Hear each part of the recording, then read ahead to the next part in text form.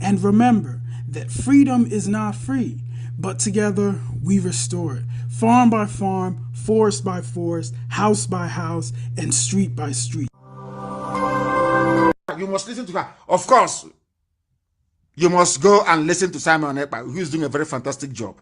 Very great job that Simon Ekpa is doing. Very, very, absolutely fantastic job that he's doing. You must listen to him and share his videos accordingly. Very, very important. He is bringing a new dimension to this very awareness that we are making, and you must listen to him. Very, very important. Here we have come to enlighten and to educate without any apologies to anybody, without mincing words, without fear before our enemies, determined and resolute, indestructible, undeflectable. There is nothing the enemy can do. Our cause is straight. We are on autopilot, I can assure you. We are on autopilot, I can assure you. We are on autopilot, I can assure you. We are on autopilot, I can assure you. We are on autopilot, I can assure you. We are on autopilot, I can assure you. We are on autopilot, I can assure you. We are on autopilot, I can assure you. We are on autopilot, I can assure you. We are on autopilot, I can assure you. We are on autopilot, I can assure you.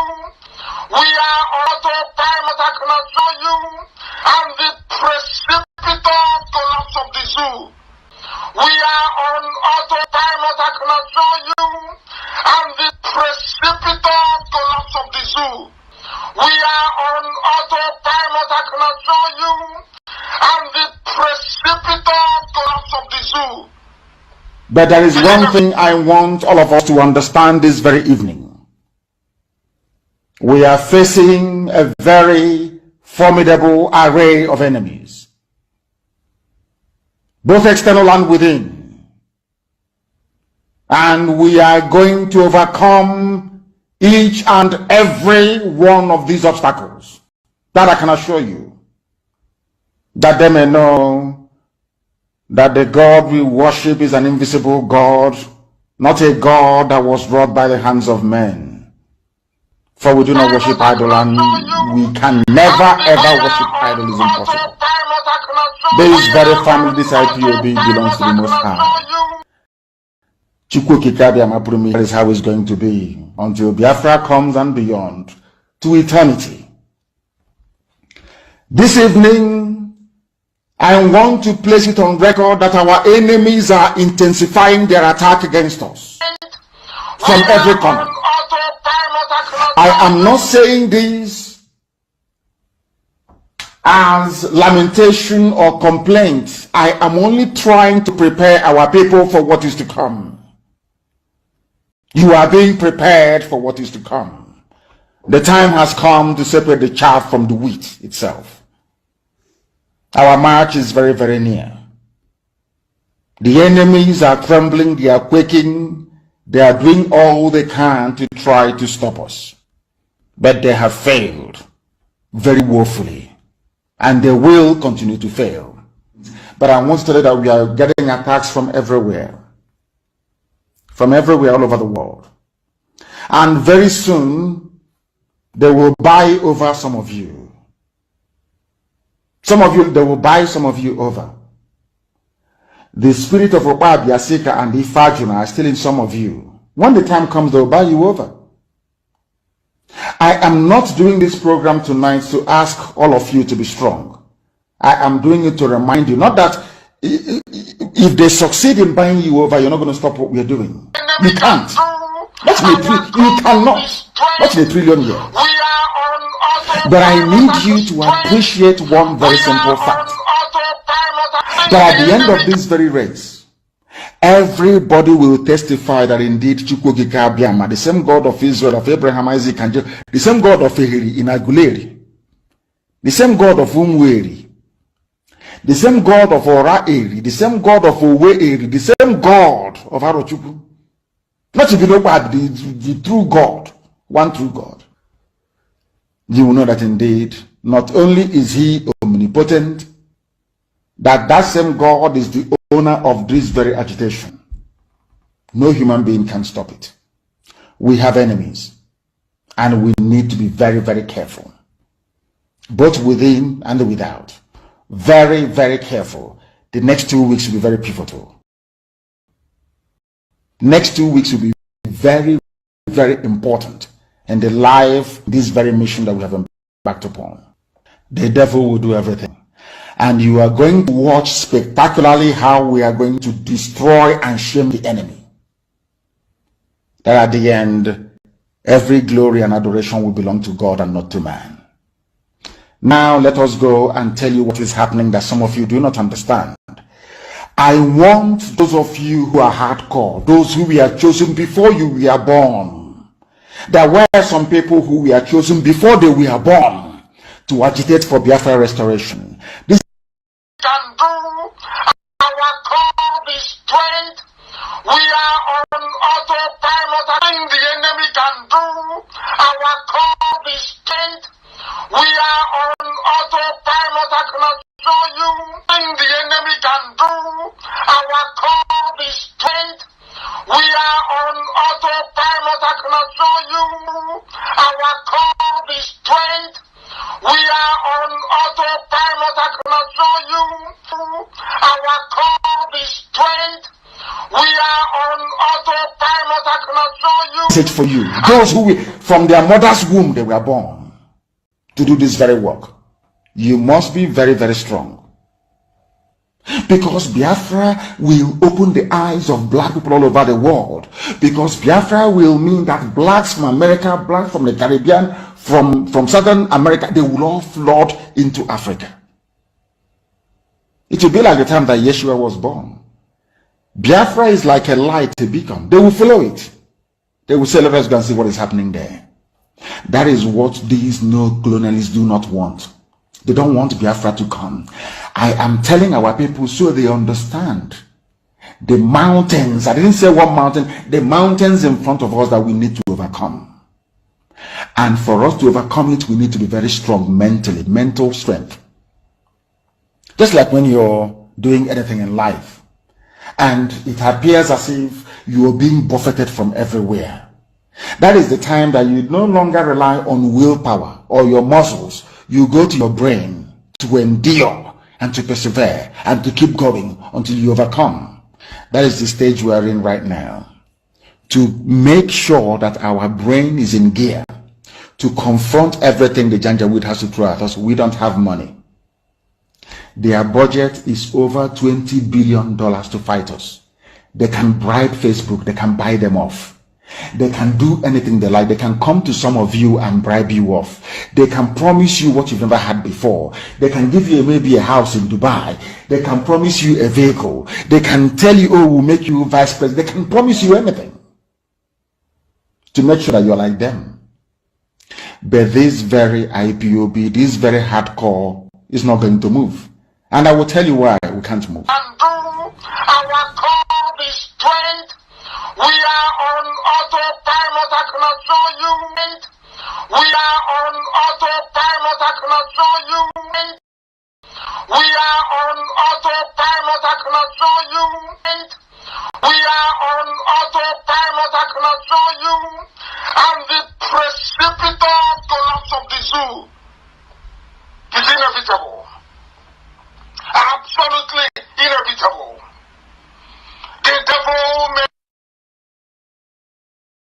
Here we have come to enlighten and to educate without any apologies to anybody, without mincing words, without fear before our enemies, determined and resolute, indestructible, undeflectable. There is nothing the enemy can do. Our God is strength. We are on autopilot. I cannot show you. We are on autopilot, I cannot you. We are on autopilot, I cannot show you. We are on autopilot, I cannot show you. We are on autopilot, I cannot show you. You must listen to her. Of course, you must go and listen to Simon Ekpa. Fantastic job. Very great job that Simon Ekpa is doing. Very, very, absolutely fantastic job that he's doing. You must listen to him and share his videos accordingly. Very, very important. He is bringing a new dimension to this very awareness that we are making, and you must listen to him. Very, very important.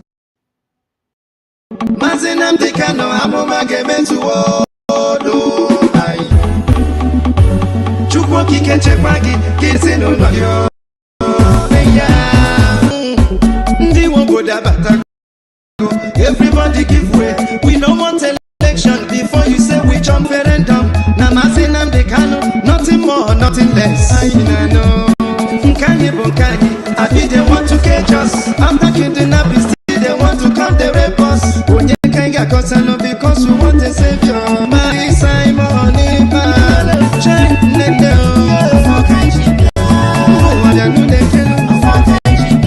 since 1967,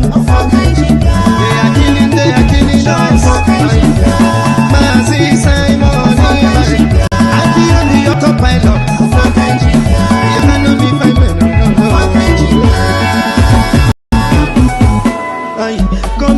Comedy, they are acting. Suddenly we are dying. Anya kanonora, kanya kunya nonora, kakera nyabo, no.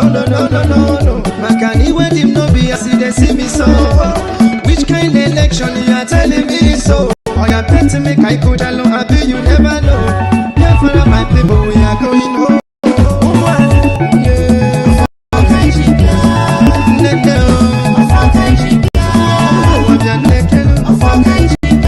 Since 1967, they are killing us. Simon, I feel the autopilot.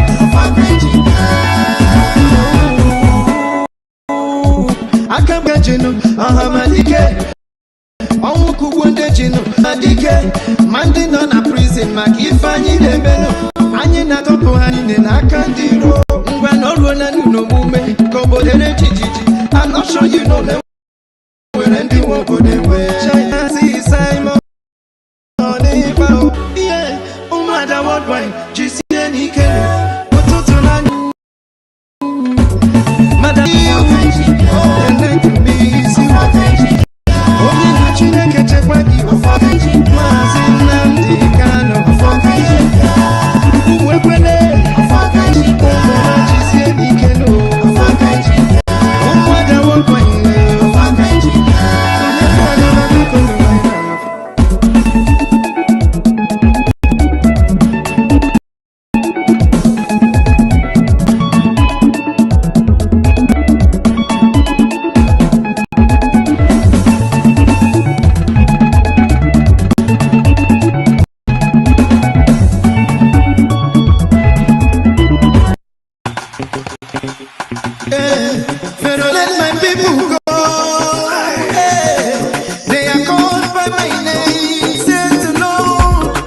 Biafraland, that is who we are.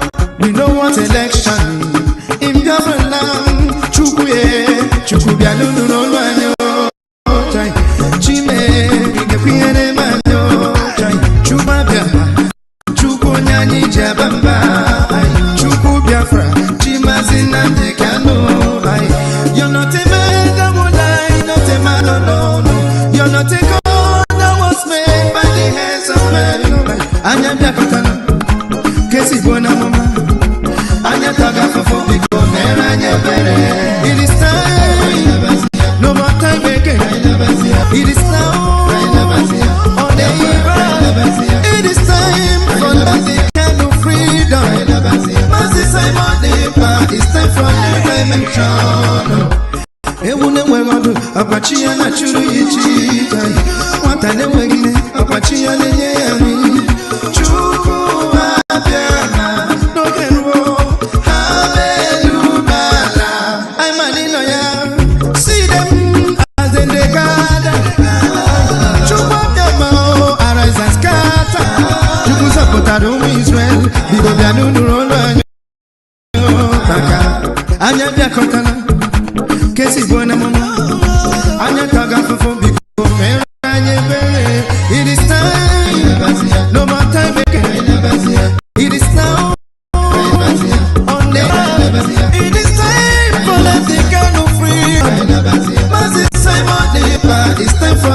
dimension. Only you that we have true. If it not be you, they will not take over our land. She seated on your do, as in a bicano. She seated on my dad, they quite all money chandelier. My Biafra, the dragon walk on my happy of the world, right? We are saying, you're not a man that will lie, you're a man, no. You're not a God that was made by the hands of men. I am your Catalano, come on, and you're going for food, become it is time, honorable Chester to come.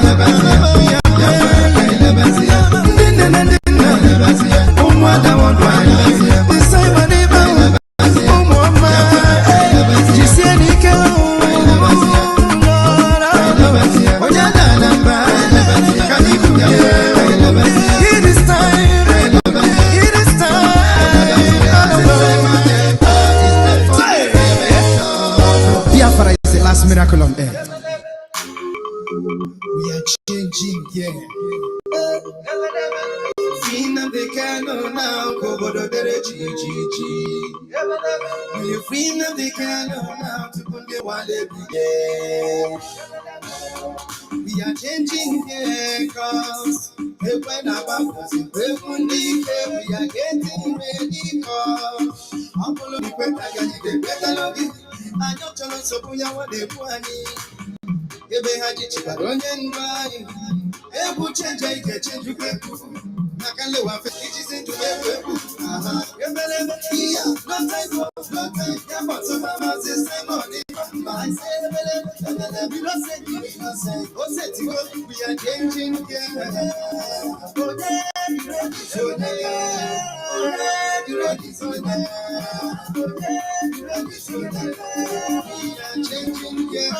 I ain't a 2020 will be okay. I ain't a top of the MSC. I ain't a bottle of the world be coming. Because right now we are changing. I ain't a friend of my keep a belly. Mazen and the candles in a haga belly. Waleno Kahali is in a kaya. Because right now we are changing. No time. Yeah, but some mama's the same money.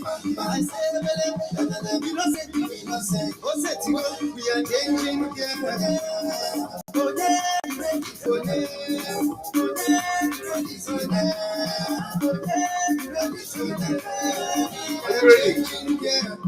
Make we support to ESA.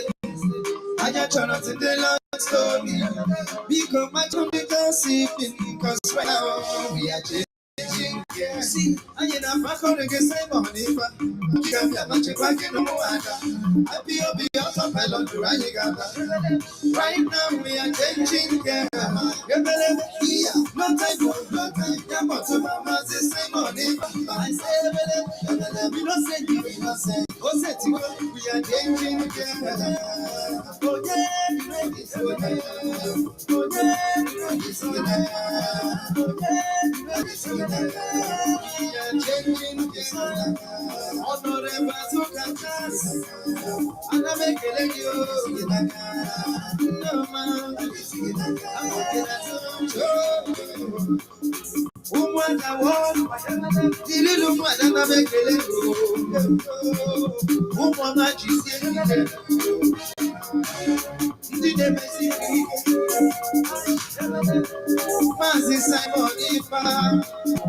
we are changing here. Good evening, good morning, good afternoon. Welcome to this segment of this Biafra Liberation Awareness, and it's going to be question and answer today. So I am welcoming all of you. We are going to have a special program tonight because of series of national engagement. Like I've always informed you, Biafra people, that any day you didn't see me online, it means that I am having a national engagement. So because I do not want to keep you all waiting, I decided that even if I finish meeting, the last meeting I have in the midnight, I will come here to do something. So the exposition I wanted to do today will be postponed till tomorrow. So today it is going to be question and answer. I want you to come here, ask me questions. I don't want to be hearing any other thing. Ask me question, any question at all that bothers you as it regards to the Biafra liberation, as it regards to the end of Nigeria, at least from the Biafra side in 2023.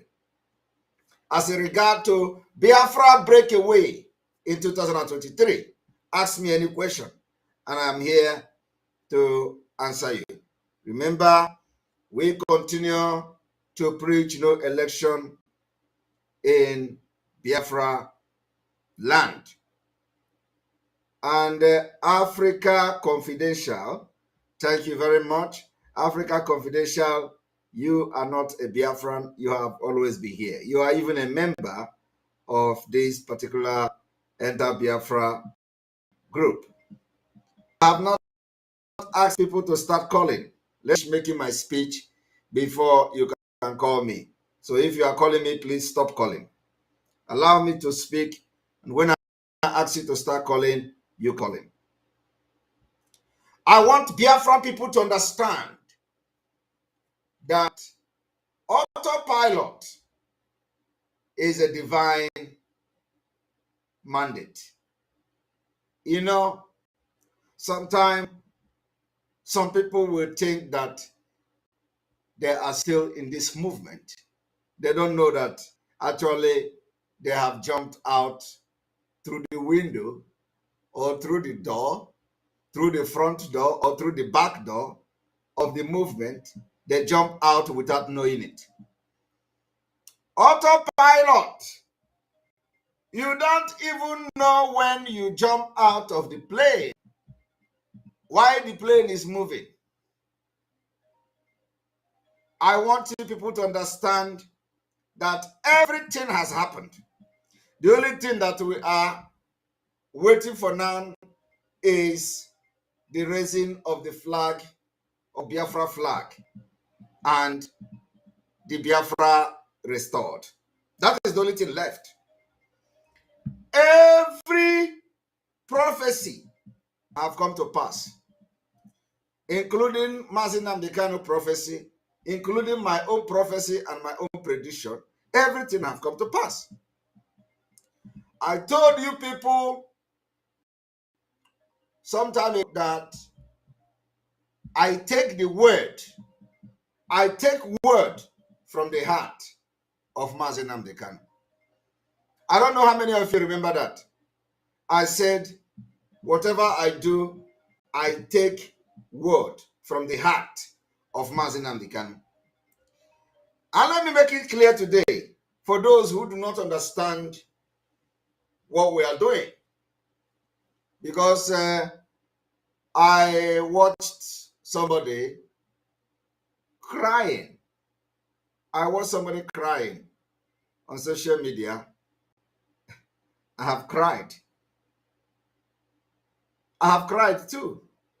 I have cried on this platform maybe twice or three times or even more. The one you don't know, the one you know.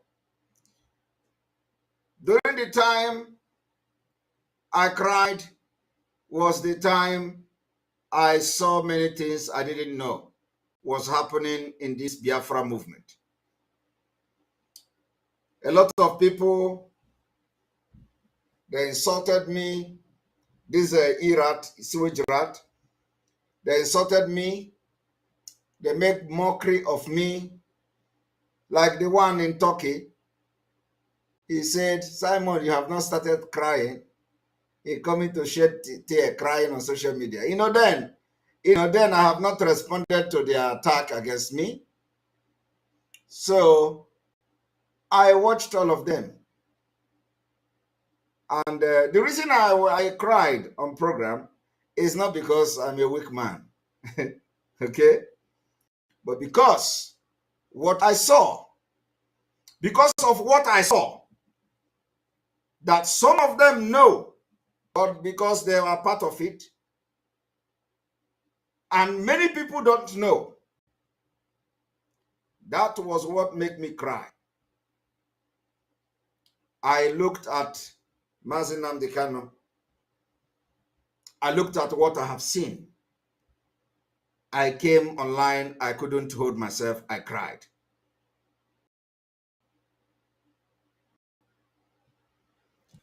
Well, this is not the time to tell the story. We have a lot of work to do. But I want to remind you people today that those crying today are not crying because they love Mazi Nnamdi Kanu. No. They are not crying because they love Mazi Nnamdi Kanu. They are not crying because, they want to protect Mazi Nnamdi Kanu's legacy. No. They are crying because there is something they are not getting anymore.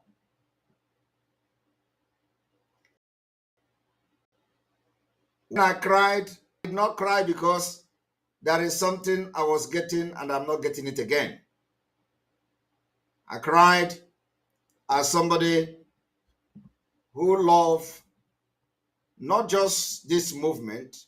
I cried as somebody who really came out to sacrifice everything, including my name, integrity, and everything, to sacrifice it because I believe that with what I saw in Mazi Nnamdi Kanu, Biafra will come. So I came. But what I saw after they sold Mazi Nnamdi Kanu was not what I saw before joining the struggle. And all of you could remember that I said, anything I put my hand, if it is not working, I will make it work. That is just me. I told you people that I'm on Sofia, that place where there is no road, I will put road there. That is me. If you have followed our program for a very long time, you will know that I used to say that I am on Sofia. For those who understand what it means in Igbo language. So when all these things was going on, some people, they ganged up against me. They thought I am the biggest threat. They made me their enemy. They made me their enemy. They thought I was the biggest threat. They say I am Sabo. They know that I'm not a Sabo. They say I work with Nigeria government. They know I don't work with Nigeria government. They say I sold Mazi Nnamdi Kanu. They knew, I never knew that Mazi Nnamdi Kanu was in Kenya. They called me all manner of names. But I remain focused because I know the reason why this Biafra struggle is not for jamboree. I came to this Biafra struggle to sacrifice 5 years. 5 years. When I was coming to this Biafra struggle, I said, within 5 years, I don't want to fight Biafra more than 5 years. I have been saying it. Anybody that knows me knows that I have been saying that I don't want to fight Biafra more than 5 years. And that is exactly the way it is. I joined this movement in 2019. And this is 2022. We are getting to 2023. I said 5 years, I will not fight Biafra more than 5 years. Go and mark it. Now, when Mazi Nnamdi Kanu was captured, kidnapped from Kenya, the spirit came to me and I pronounced autopilot, that the Biafra movement has entered autopilot. They attacked me, they fought me, they blackmailed me, they said all manner of things. They said that there is nothing like autopilot in IPOB. They say there is nothing like autopilot. And now what they do now is that if they want to, they are gathering people for themselves, they will ask you, are you for autopilot or are you for the people who have expelled from the criminals? Some people will say they are for the criminals and they will continue to deal with them. Some people will say they are for autopilot, they will sack them. And let me tell you, people have died for just identifying themselves with autopilot. They have announced the name of commanders, and after announcing their name on Radio Biafra, they killed them for just the commanders identifying with autopilot. Let me tell you, it is not because they didn't know that Mazi Nnamdi Kanu declared autopilot in 2020. It is because they are evil. It is because they want Mazi Nnamdi Kanu dead. And what breaks my heart, I want to say something very important. What breaks my heart is that even the family, even some of them, the family of our, when he was kidnapped, some of them were keeping in contact with me.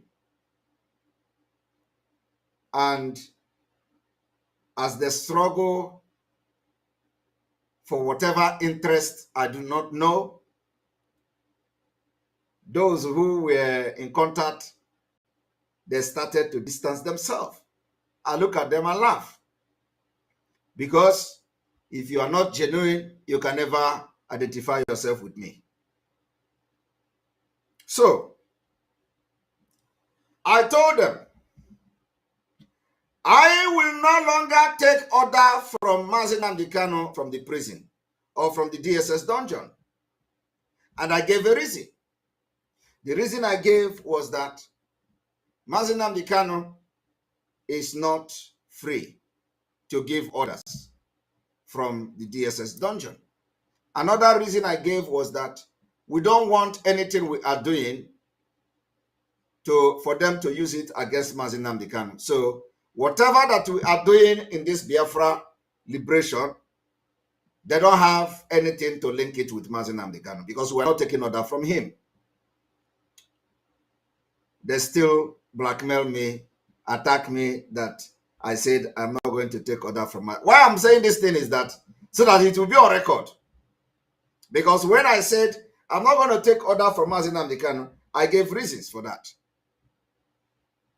Today, the people that did that, all this blackmail, including including those coming to social media to tie themselves, they are crying. They are crying. The reason why they are crying is not because they love Mazi Nnamdi Kanu or because they love Biafra. They are crying because there is something they are not getting anymore. There is something they lose. But when I cried, I didn't lose anything. When I cried out of passion for this Biafra. I cried out of love. I cried because Mazi Nnamdi Kanu surrounded himself with criminals. And I don't attack people when I'm not ready. So, one thing is this. Before we get to next year or even the end of this year, all of you, those criminals, will have nowhere to go. And mark my word. They will have nowhere to go. So, Biafra people, they follow Mazi Nnamdi Kanu. They pretend to listen to his broadcast. Every day, Mazi Nnamdi Kanu is on air. They say, oh, Mazi Nnamdi Kanu is broadcasting. He's coming online. Tune on. Some people will come to monitor whether Simon Ekpa is broadcasting where Mazi Nnamdi Kanu was broadcasting. They will come. Oh, even if I started airing Mazi Nnamdi Kanu broadcast, oh, come. Simon Ekpa is broadcasting. All the thing they want was anybody that would come close to Mazi Nnamdi Kanu to help him to actualize this Biafra, to restore this Biafra, because they were never genuine. They have found career in the agitation. So they come against the person, they use blackmail and all that. Many people that were working with Mazi Nnamdi Kanu that was sacked, they were innocent, because I have seen that. Many of them were innocent of what they accused them of. I am telling you, many of them. And those who were sacked because of this accusation, if they are still in the state of Biafra, they will also come back at the end. Many of them that have many things to offer for Biafra restoration, because the time has come. We need to work on sectors of Biafra government. So we need people who have something upstairs to be part of it. So many of them have many things to offer. These people who want all this stout, agro, when they come to Radio Biafra, they will, they will be shouting like dogs. So, because they believe that it is only them with their fake agitating will get Biafra. Mazi Nnamdi Kanu cannot get Biafra alone. He need me, he need you. He need many people who are genuine to get Biafra. Now, they kidnap him from Kenya. He can't bring himself out. He need people to help to bring him out. He need me, he need you. He need even those that they have blackmailed out of the movement. He need many of them. All they do is to blackmail anybody who they feel is a threat to their career. Today, they are crying. I want to tell you again that I take word from the heart of Mazi Nnamdi Kanu. So we are going to listen to the declaration of autopilot. Now, the question you should be asking yourself, look back how they insulted us about autopilot. Look back how they, blackmailed us about autopilot. You find out that everything Mazi Nnamdi Kanu have done, they fought against it. They have fought against Eastern Security Network. As I'm talking to you today, Eastern Security Network is intact, and Eastern Security Network is not under the command of anybody from these criminals. We are taking care of the Eastern Security Network going forward. There has been a new, formations. There have been more designed template. We have overhauled everything. How Eastern Security Network will be taken care of going forward. We have data. We have created data.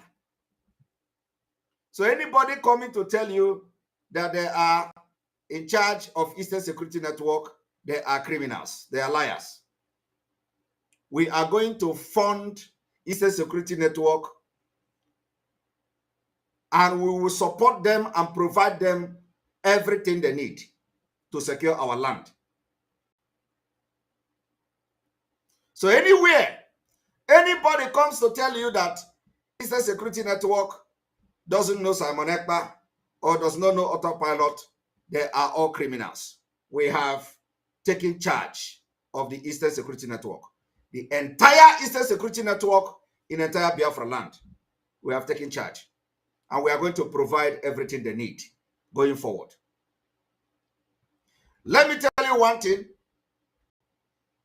That is why the first time I am making this particular statement, it is very important that going forward, there must be uninterrupted fund to the Eastern Security Network. Uninterrupted funding. When we talk about funding, we talk about funding. The structure we are using now has never been there before. Accountability and transparency has never been there before. And anybody that have any access to them can confirm this. We have come. Biafra has beginning to build the security structure. It is not only about fighting for Biafra. It is going to go beyond fighting for Biafra. So Eastern Security Network, for the very first time I'm making this announcement, is under the control and have come to fall under this particular autopiloted, under the leadership of Mazi Nnamdi Kanu. And we are going to fund everything that they need. Biafra is a spirit. It is only for those who understand what that word means. Gone are the days where they will order anybody to go after any commander, to kill any commander. Any criminals that we see in Biafraland, they are our enemy. We are not focusing on those. What we are focusing on now is to protect our land. And for those who are posting the images of our people, innocent people, if anybody dies, we are going to remember them. It is no longer going to be business as usual.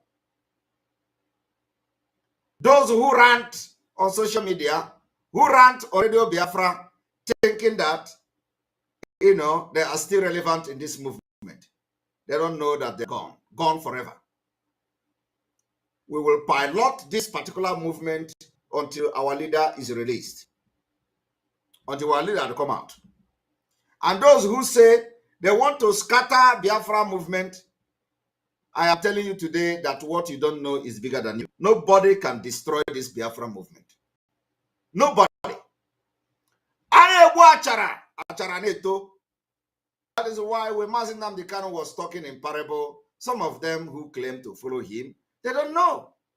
They don't know what he's saying. Because they are all evil. They are all criminals. They never supported Mazi Nnamdi Kanu in their pure heart.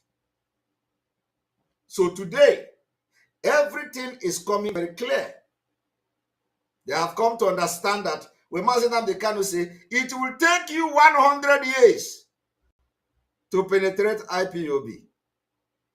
This is what we are talking about. When they thought that they have destroyed everything, autopilot is here. Because it is more than spiritual. And that is why, even if we make mistake, it will be in our favor.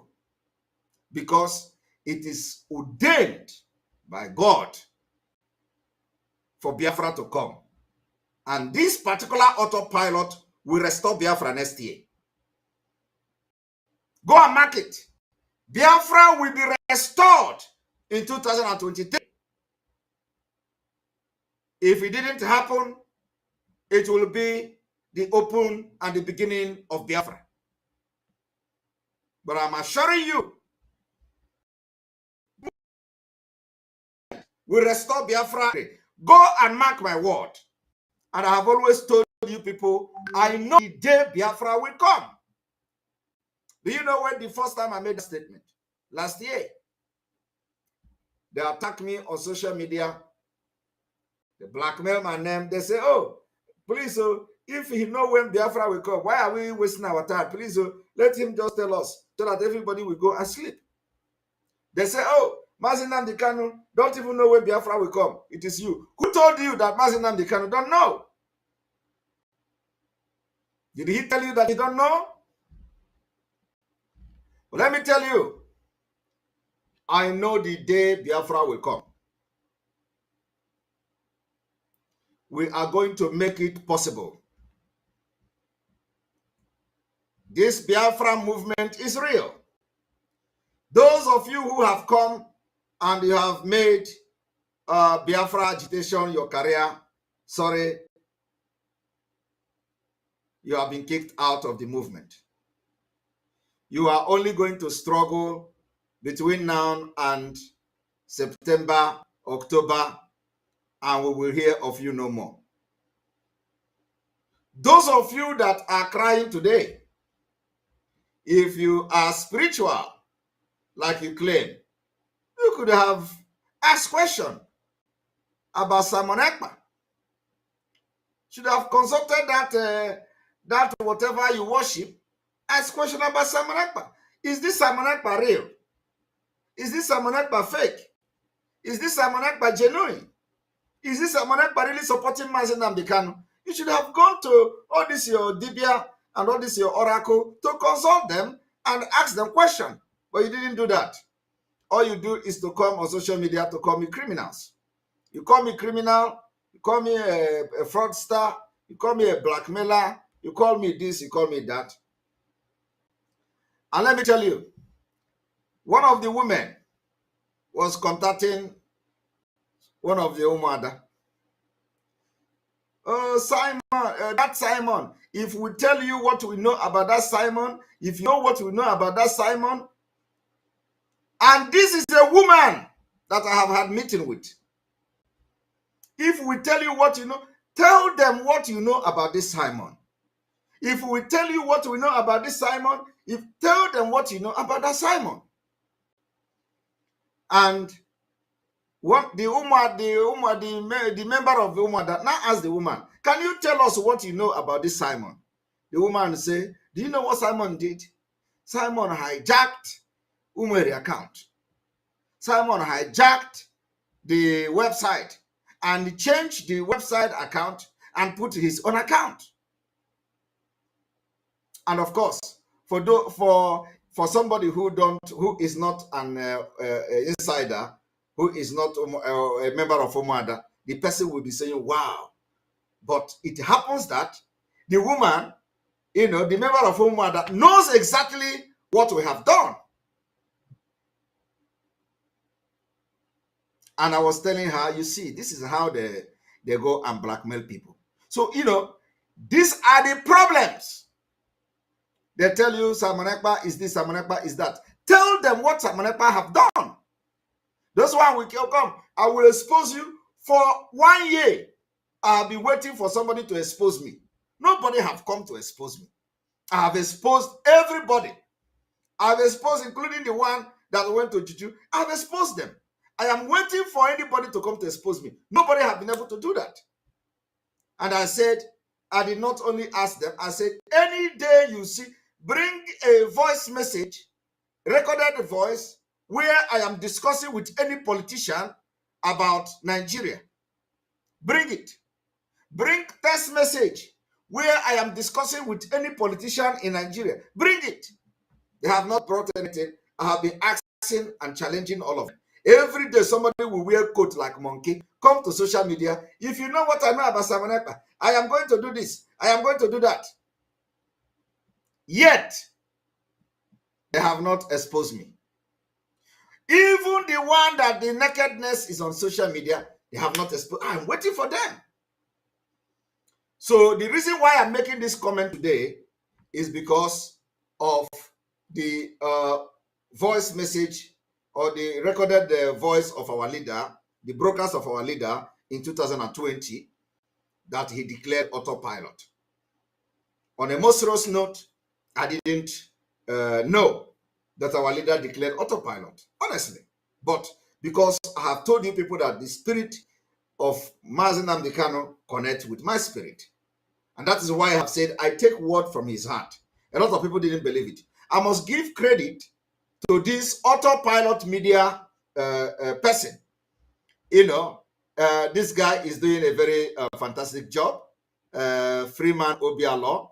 I think his name is Victor or something. The guy is doing a very wonderful job. He went, to dig out when Onyendu declared autopilot.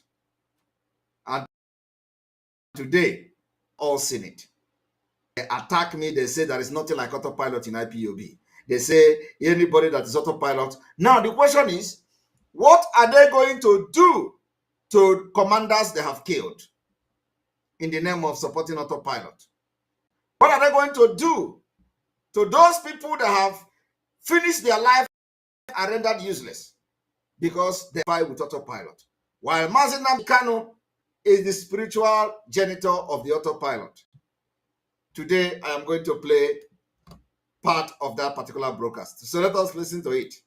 Here we have come to enlighten and to educate without any apology to anybody, without mincing words, without fear before our enemies, determined and resolute, indestructible, undeflectable.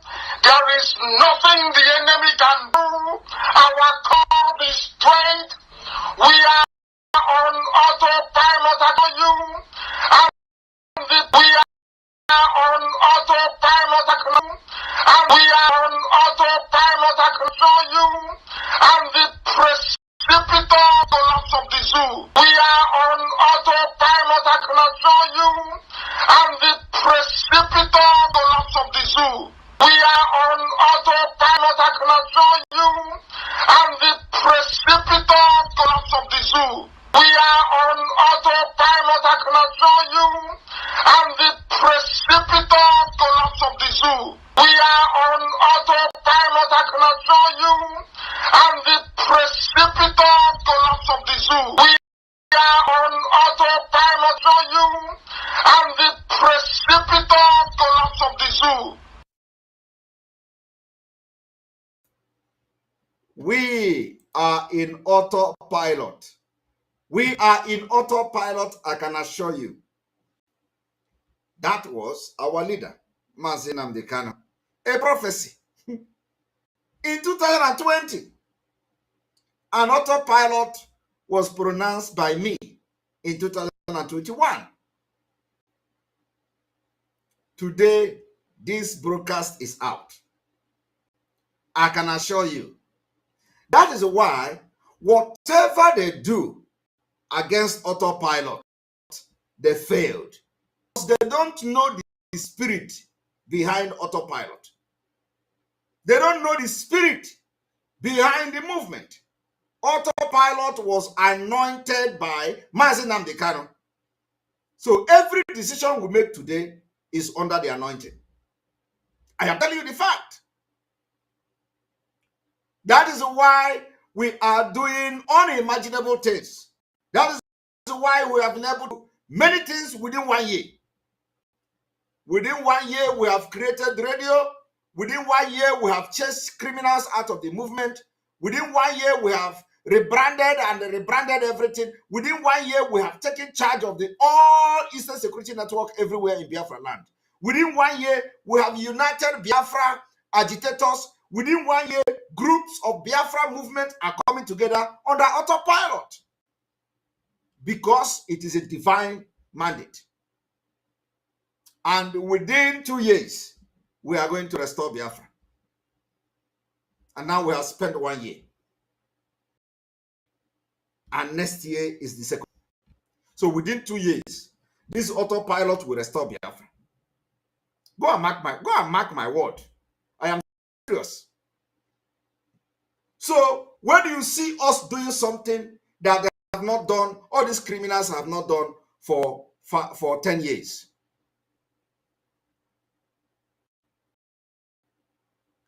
All the money they have been contained, they scam Mazi Nnamdi Kanu. They scam him. They tell him, oh, this is good, this is working. Nothing was working. They tell him this one is there, nothing was there. Everything, they scammed him from beginning to the end. Today, we have restored hope in our ESN. and they can feel it now. Of course, they should know that something is coming. They say ESN is not ESN don't receive money. Who is paying ESN? Nobody is going to pay ESN salary, but there is something we call welfare. They are entitled to welfare. That is what you do to give them welfare, and we are going to make sure that we provide them with welfare, the welfare that is needed. The people that are telling you that ESN will need welfare, they are doing Nzama with the same ESN. Is that fair? That's why everything they touch fails.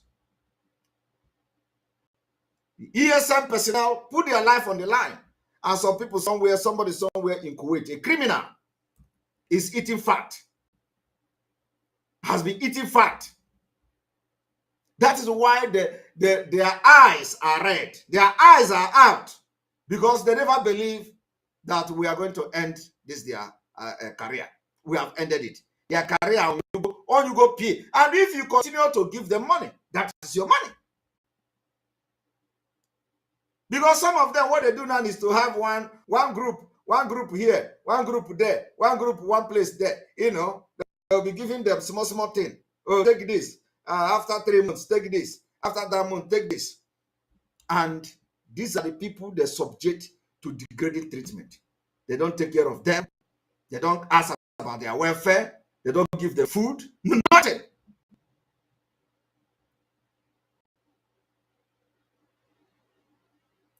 I am telling you that Biafra is coming in 2023. I am telling you this night that our Eastern Security Network is intact. I am telling you today that Eastern Security Network is our responsibility. The welfare, the feeding, and everything they need is our responsibility. Game have changed. If you don't know that, you know it now. Sheriff also have changed until Mazi Nnamdi Kanu comes out. Eastern Security Network will be pampered. If they are listening to me, some of them, they will be pampered. We are going to pamper them.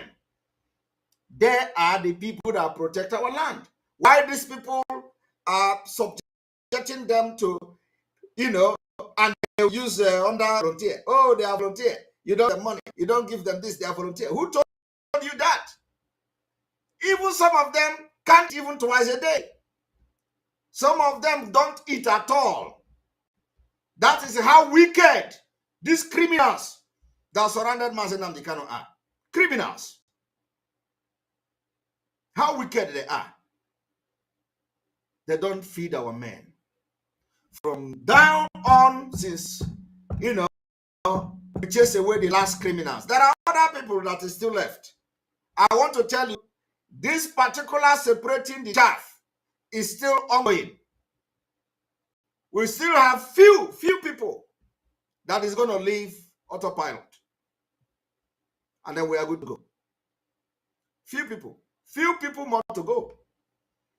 We will go with speed. Anybody that is going to use autopilot to open, you're going to use a ESN or autopilot to open office. You are gone. Believe me, you are gone. This is not business as usual.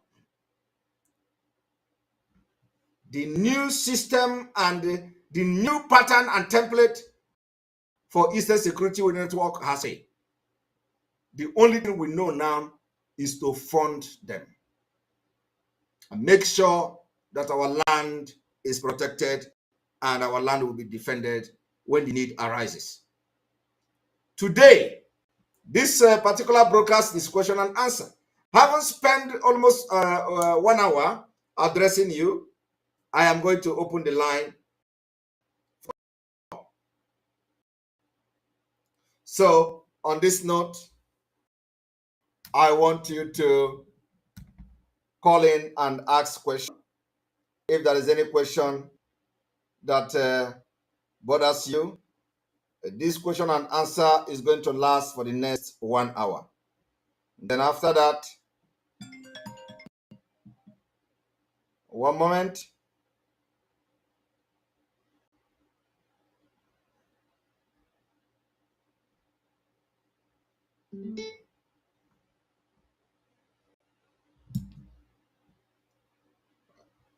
All right, welcome to the program. Good evening. Good evening. Good evening. Good evening. You have 2 minutes. I want question today. Yeah, Mazi, I want to ask you one question, please. I don't know if you have said such a thing in your program before, but I want to ask you because many people don't know this. Do you know that in Nigeria Constitution, is it true that in Nigeria Constitution and the paragraph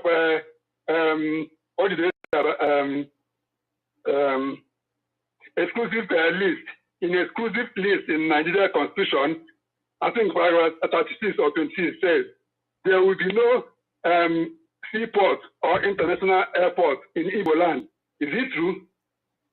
Well, I don't think that is directly, that was like directly written or boldly written, like that will not be in Igbo land. What that exclusive list mean is that they made the law that you need to take permission, approval from the government to do certain things. Okay, and that particular approval is vested on the president. So it is almost impossible to do certain things in some certain region, like in the southeast, because they are not going to approve that. For example, the seaport, for example, the airport, the international airport, and all that. So these are the things that are in exclusive list that the law requires some certain step to allow that to happen. So, for example, in the southeast, a governor or a governor cannot say, "Okay, I have a waterway in my state. Let me build a port." You understand? Yeah. The governor don't have that right to do that. So that is what the Constitution is stipulating. So Constitution did not say in the southeast there will not be port.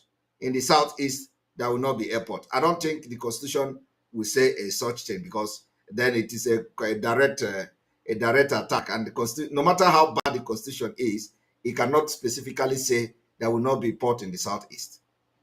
Yeah, but they are not going to, like as you said, they are not going to say it direct, Yeah, of course. As you say now, that they are going to debate it. Like as you said, that they are going to, even if they bring it in the House of Assembly, right? You find out that even the Yorubas in the House of Assembly will kick against it. Listen, the House of Assembly is a state, but the House of Representative is the national. So the House of Assembly in Yoruba land don't have any power to. I mean in the federal understanding, in the federal in the head of us, because they use such a thing to compensate Yoruba. I'm against Yoruba people, but they use such a thing to compensate Yoruba. That is why anytime they bring that in there, they will kick against it. And tell me, how can P2B will sort out this type of problem? That is the point now. We are not even talking about, that P2B cannot even solve one, like a half problem of in any way. So, P2B can't solve anything. He knows it. He knows it, and so anybody expecting that P2B is going to solve, nobody can solve any problem in Nigeria. By tomorrow, I think from tomorrow, when I come on time, we will go into deep analysis of certain things that that is going to convince a lot of people why we are not going to allow election in Biafraland. That's what we are doing now. Tonight, you see this night broadcast he did today have put many people on shame. You see this program, this broadcast he played today. Today, many people will not sleep this night. I'm telling you. Yes, I don't know the face they are going to use to come on social media after attacking autopilot. Well, Martin, thank you very much for our good work. Okay. Thank you very much. Thank you very much. Thank you. All right. Thanks. All right. Welcome to the program.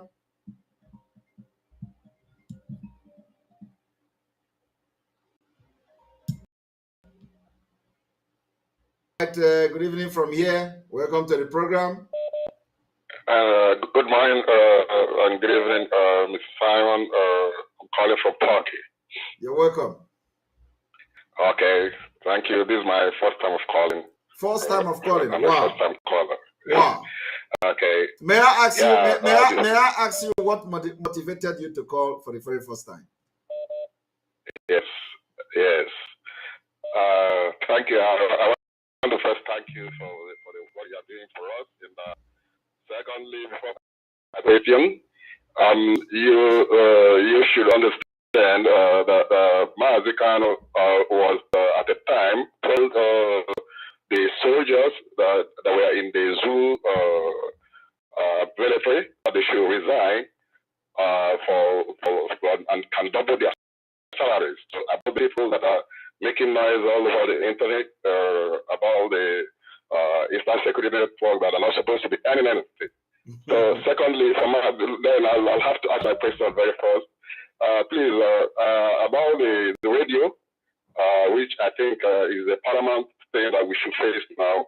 And some of our states are already hearing from the voice of Biafra FM. So, and some other people, I'm suggesting, I'm just making this request. Apart from the people that you said you want people to volunteer to do it, is there any other way we can handle it?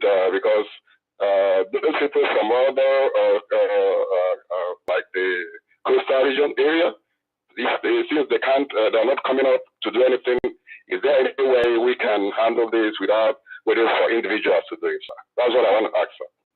Sorry, come again. Is there any way you can handle it with what individuals? Sorry? I said, apart from waiting for individuals to do it, is there no other option that Biafrans can put the radios, the transmitters over there, those places that they have not gotten any radio there without waiting for individuals? Since they are not coming up, nobody is coming, because I think only about three states, 4 states now in East are still hearing from the radio. That's what I'm saying. Yes, actually, I really don't understand what you meant, but what we need is that people who want to support, if you want to support a state, you can come up. It doesn't cost much. But those who don't have what it takes to support one state can actually donate to the VOB through the website, the IPOB in USA.org/donate, and then choose general. So when you choose general as the option or the payment, the portal, you choose general directly to that VOB. So, and another thing is that even if you made a mistake and choose something else, you can send the receipt to me and say that you made a payment for Voice of Biafra. Then I will forward it to the appropriate persons, and then that money will go to the Voice of Biafra. So you don't need to. It is not a must that individual will sponsor a state. Okay. I'm clear. Thank you very much. I really thank you so much. I really appreciate. Thank you. All right. All right. Good morning from here. All over their body. They don't wear shirts. Hello. And they have a shirt. Hello. This one is not talking, so there is a lot of noise there. So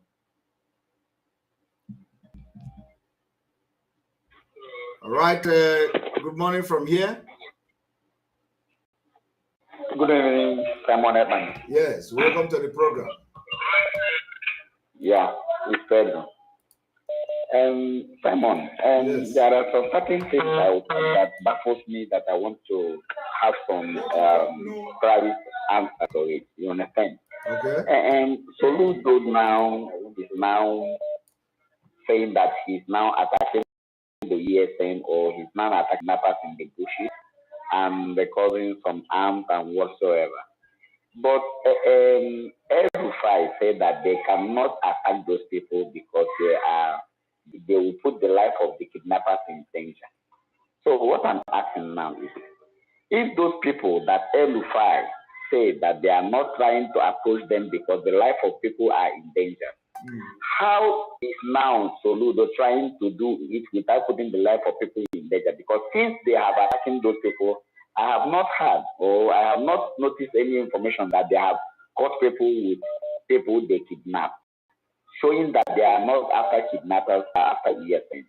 If there is kidnappers they are after, they should focus their aim on kidnap. So what I'm asking you now is, how do you take the thing that he's doing, saying that he's after the kidnappers, why he's after ESN, why Rufai, that has the whole opportunity to go after the kidnappers, say that he's not attacking the kidnappers because it will put the lives of people in danger? What do you have to say about it? Soludo is not. We don't. The kidnappers we have are the Fulanis. In Biafraland, and everybody have confessed to that. That is not to say that there are no criminals in Biafraland. There have been criminals in Biafraland even before Biafra movement started. So Soludo is not fighting any kidnappers. You know where the kidnappers are. The kidnappers are the military. The military know who they are. They shell them. When the prelate was kidnapped, the military were just 100 meters away from the kidnappers. So if Soludo want to fight kidnappers, you know where they are. The question people should be asking is that all these things Soludo is saying, have they now rescued any kidnapped person? Have you ever seen in the news that they went to that place, they say there are kidnappers, and they rescued anybody? That is what I'm asking. That is what I'm asking, because according to Elufai, he said that they're not after them because if they attack them, they will put the life of those that are being kidnapped in danger. But nobody start attacking without rescuing anybody. So that is what I'm saying. That if the people are actually kidnappers, Soludo will do the same thing, because it is a precautionary measure that is being used by any government. You don't just go and start attacking kidnappers then, because you know that you put the life of the people they kidnap in danger. So the people that Soludo is attacking, they are not ESN, are not kidnappers. And when you say let them show us one thing that made them criminals. Is it gun? We provide gun for Eastern Security Network to protect our land. So is it gun? So let them show us anybody that have rescued or anything implicating anybody. I'm not saying that there are no kidnappers or there are no criminals, but Eastern Security Network are not kidnappers and they're not criminals. And let me tell you one thing again is that Soludo will fail. Soludo will have entire Biafra to fight, and the time has come. It's not like it is going to come. So let him continue to send Fulani into our forest to kill our ESN, while they cannot go after the Fulanis that are killing our people, or after the terrorists that are killing our people. So we are going to respond to them very soon. That's a promise, because it is part of the defense of our land. So by the time we are going to start the Biafra thing, we will know who is going to come to attack us. Thank you.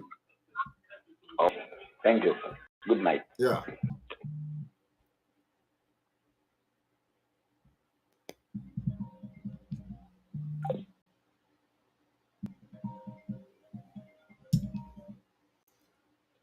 All right. Good evening from here. Good evening, Mr. Simon. Welcome to the program. Thank you.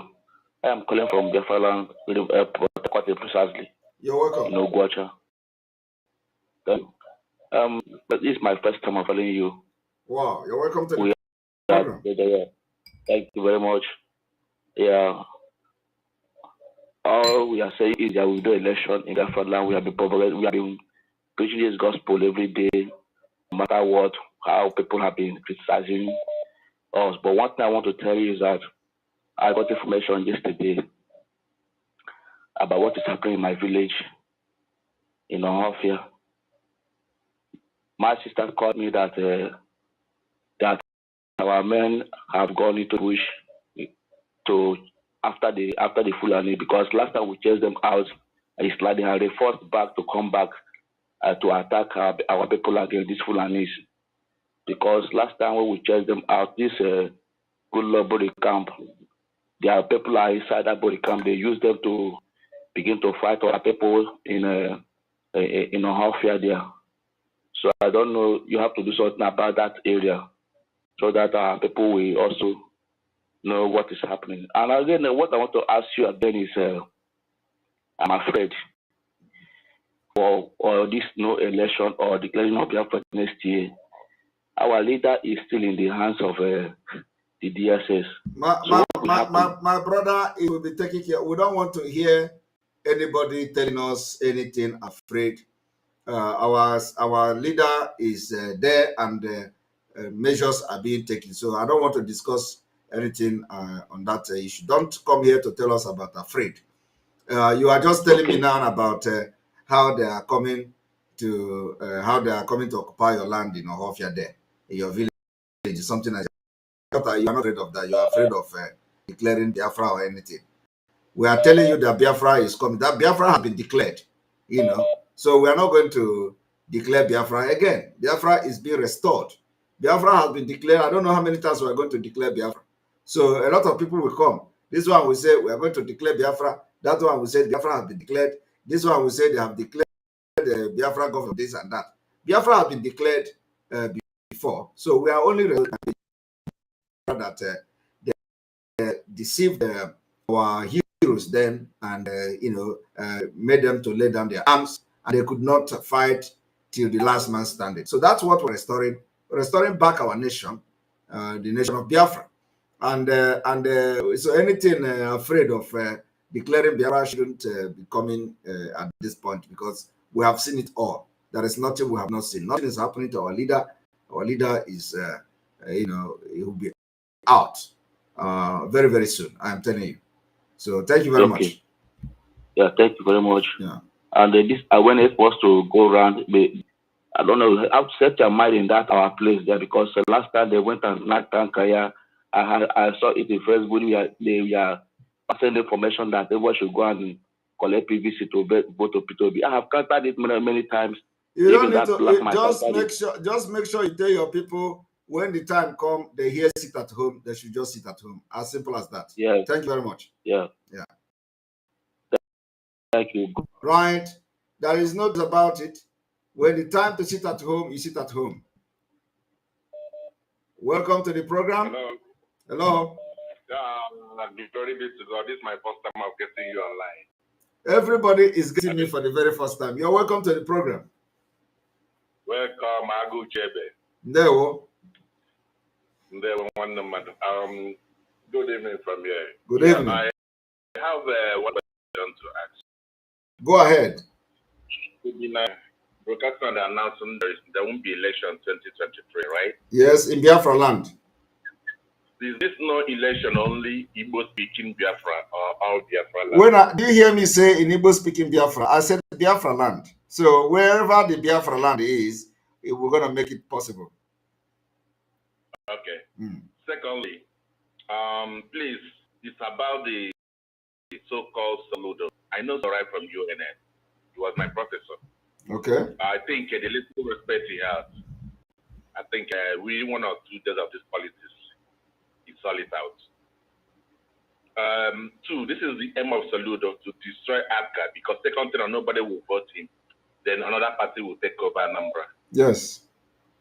3, he should ask himself, if he come out for any post tomorrow, whether people will fight for him the way they are fighting for Peter, even though we don't support the election. Yes. He should have remained as governor of Central Bank. Then I have the honor than to be celebrated as a goat and die like a cow. Well, if someone will tell him, let them tell him to cool down, because I think he's going on the wrong way. Another question I have to ask is this. You know, you've been so specific the time Biafra will come. Is it going to be by dialogue or by gun? It doesn't matter whichever way it comes. We are ready for dialogue. We are ready for gun. We are ready for water. We are ready for fire. So our freedom is not something that we are going to, it's going to come anyhow, depending on what is attainable at the time. So we have to be ready for anything, because freedom doesn't come with sugar. People fight, and they fight for their freedom. So if our own is not going to be by fight, it's a welcome development. But generally, people fight for their freedom. It is only in a developed world that somebody can go into a referendum and vote. Like you see, Scottish, they are now proposing their referendum for next year, just like we are doing now. Our own now is that we are asking for exit, but nobody is listening to us. We are, unfortunately, we fall into the people they called third world. I don't even think that we are in the third world. I think we are in the 10th world country. So because third world is some people that can feed 3 times a day, and people that don't have people littering in their street. So our own should be like 10th country of the world. So if it is going to come by gun and bullet, we are ready. If it is going to come by referendum, we are ready. But the point is that we are telling them that we're scared anymore to fight. That is just the point. All right. Thank you very much. Welcome to the program.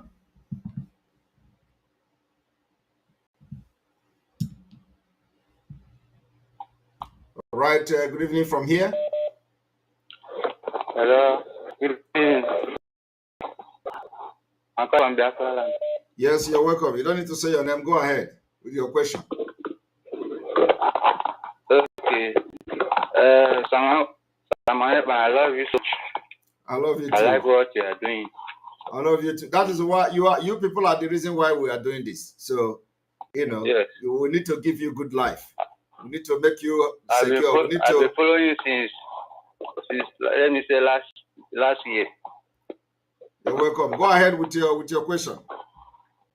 What I want to beg the autopilot and the IPOP worldwide, those people that stand for the truth, and in this defense of this no election, because we are going to defend with everything we have, both in the sea and the land and the air.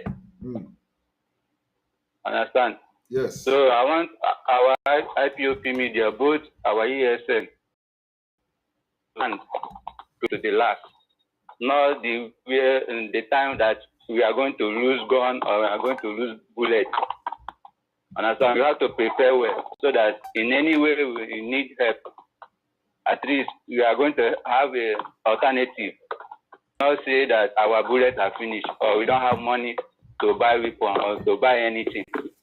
We have to come out with force prepared. Well, we have informed and we continue to inform our people. So let nobody say that we didn't inform them or that we didn't tell them on time. So everybody have heard how we have been soliciting for funding. Of course, people are responding, of course. But in a situation like this, nothing is ever enough. So it is better that we have excess of it. So nobody will come tomorrow to say we did not inform them that we want to protect our land.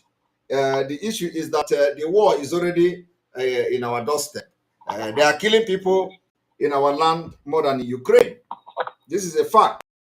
They are killing people in our land more than in Somalia. This is a fact. Yes. In Imo State, I am telling you fact. You can check the statistics. In Imo State, Biafrans that Nigeria people have killed are more than the people that died in Somalia. And as I'm talking to you today, and another thing I want to say that yes, do you have alliance with another nation that can help? If I have alliance, I will not come here to start telling you about alliance. So yes, I don't ask for that, but it's very important. But you just ask it now. Now you just ask if I have alliance. So you're expecting me to come and tell you the country that we have alliance with? No, I don't mean that. All right. So any other question? All right. Thank you very much.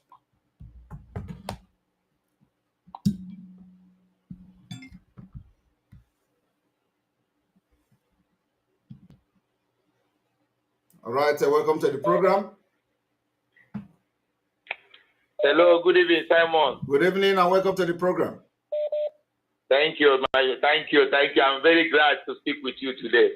You're welcome. Yeah. Please, Simon, there's something I want to ask you.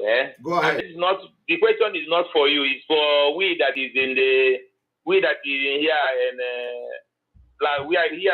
is here in the Igbo land. Okay. Please, this Obi, everybody is shouting Obi, Obi. Everybody, my brother, everybody is not shouting Obi. We are the people. People shouting Obi. I'm talking about the media people, all those celebrities. Okay. No, I'm talking. When Obi become a president, is he going to remove chief of army staff? No. Is he going to remove chief of justice Fulani? Mm-hmm. Is he going to remove next chairman Fulani? Mm-hmm. Is he going to remove commissioner of police Fulani? Yes. Is he going to remove all those Fulani people, bandits that do Abia?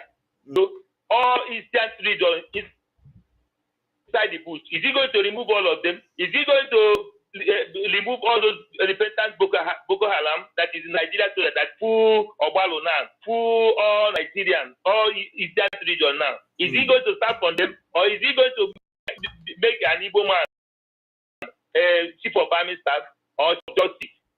I don't even know why people are not something that is very clear that even 150 people cannot make Nigeria. Nigeria is already a third country. Let's all reason.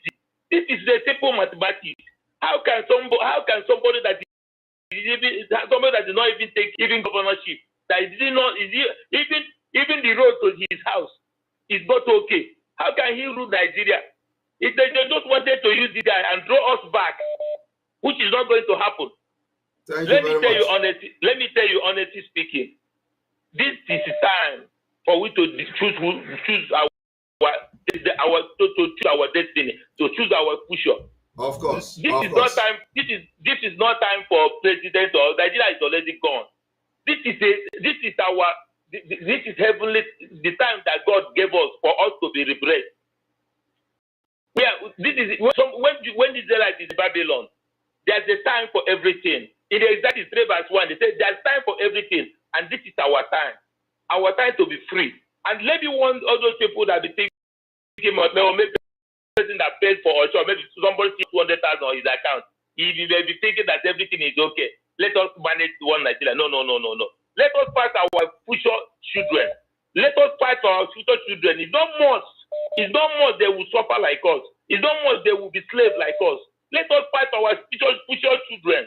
It's not much that every time people will, Biafra is an ideology. It cannot go. Whether we teach them something about Biafra, we will not teach them. They will know there's something like Biafra, and they will still be suffering that fighting for. Let us make this life to be easy for our future children. I don't know why our Igbo people are so difficult to understand things. This bit of it that they brought out now is for destruction. It's just like an enemy. It's just like a devil to an Igbo man. It's like a devil to Biafran people. It's like a devil. It's like an angel of destruction. I don't know even see the reason why we'll be talking about that kind of person. But only thing I assure you people that the ancestors, the gods of the land is with Biafran people, those autopilots. I believe that the gods of the land, the ancestors possess all genuine autopiloters. I'm not calling any person name, but all the genuine autopiloters, the gods of the land is with them. And this is the time. If let me tell you something, let me do it as let me prophesy. Before this 2023, something that will cause not to be election will come. Not even this one you are saying safe. It will be easy for us safe. Something that will cause for this election not to happen will come. And it will not be from Biafran side safe. It will be easy for us because the gods of our land have already realized. Because we are going to be free. When you not go to war, you cannot get up. You must go to war before you get your freedom. You cannot stay in Babylon and become freedom. No, you must go to war before you get freedom. And another one is that these evil people that are pointing hand and calling right, for people thank you very much. We have to take some other people to. We appreciate you. You have made a very good point. Thank you very much. Oh. Thank you very much. But there's something I want to say that is very important too. Yeah, but you have not said it. You have not said it all this while. You can say it sometime. You can say it sometime else. Please let us bring other people to ask their question. Thank you very much. Thank you. All right. Good evening from here. Welcome to the program.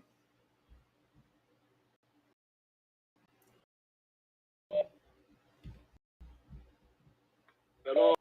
Good evening from here. Good evening. You're welcome to the program. I'm very happy to get you today. Thank you very, very much. Indeed, a helper that God sent to every one of us at this time. First of all, I started listening to you many years ago. The first time I listened to you, after listening to Nnamdi Kanu, struck that this is a man that will help Nnamdi Kanu. To understand you is very easy. Anybody that listens to Nnamdi Kanu and believe in Biafra agitation or Biafra liberation will easily understand you. Thank you very, very much. Now, there's a question I want to ask. Go ahead. You answered it briefly, but I needed more light. During next year, after no Biafraland, you mentioned that we'll be sit at home for some time to know whether they will come for attacks to defend our land. First of all, I'm calling from the zoo. That's why I didn't mention my name. Okay, go ahead. So if these people come and the aggression continue for a while, so is there any plan concerning the finances, the currency, because you mentioned about the structure for Biafran government, you mentioned something like that. If the aggression continues for a while, like what happened the other time, is there anything like the kind of currency, whatever? I don't want to go deeper. Something similar, the economy, the kind of currency that will be adopted if they decide to, is there anything like that? Any plan to cover that area? One thing is that when we are getting to that point, a lot of things will be made public.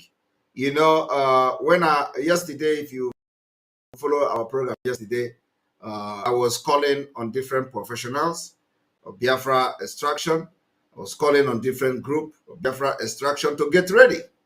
Okay? Because when you hear people say, the way some people are talking about this Biafra, you think they have anything to offer.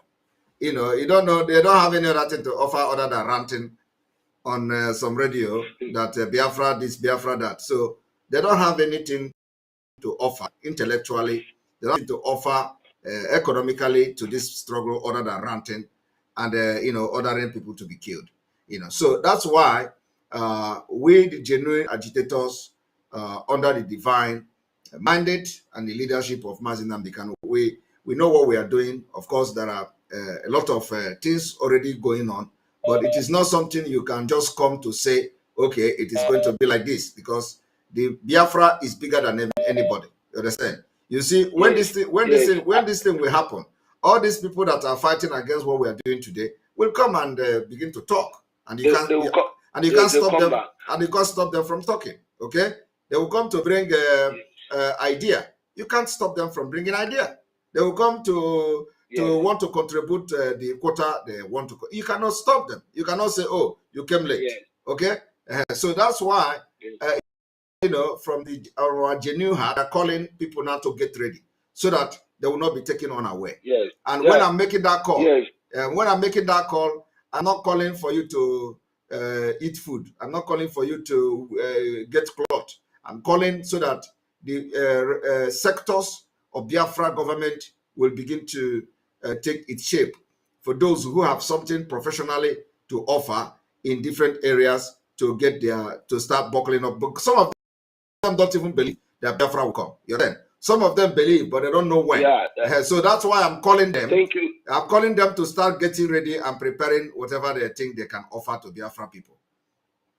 Yes, thank you, Simon. When I was thinking about this a few days ago, you know, I have this confidence. There's a lot of people that God has prepared the way He prepared you, that we actually help. I'm just using the opportunity to, you know, call them if they are listening, because what you are doing is when I think through it, the work is enormous.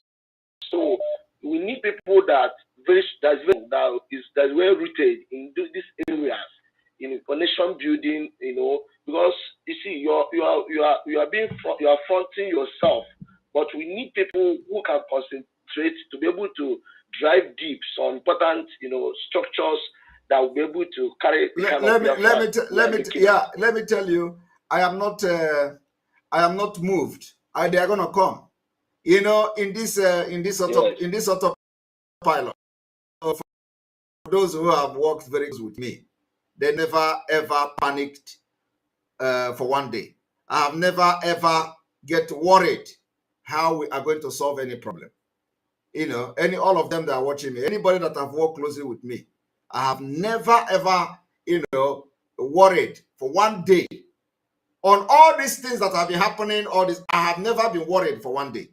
You know, what I normally tell them is that when this problem come, I will tell them, don't worry, when we get there, we'll cross it. And we have been crossing it like that. You know. So, yes, someone, I totally believe you. I just asked this question. I believe you. I just asked this question to stay off the minds of some people to, you know, to come.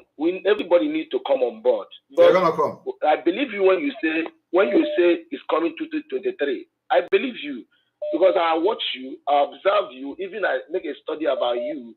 I discover that you see you are a go-getter. You are someone who puts in everything to achieve whatever you achieve. And there's a lot of people that I know that will join you because God is building us. Even me myself, as I'm listening to you, are giving me some level of commitment. It gets me to think deeper.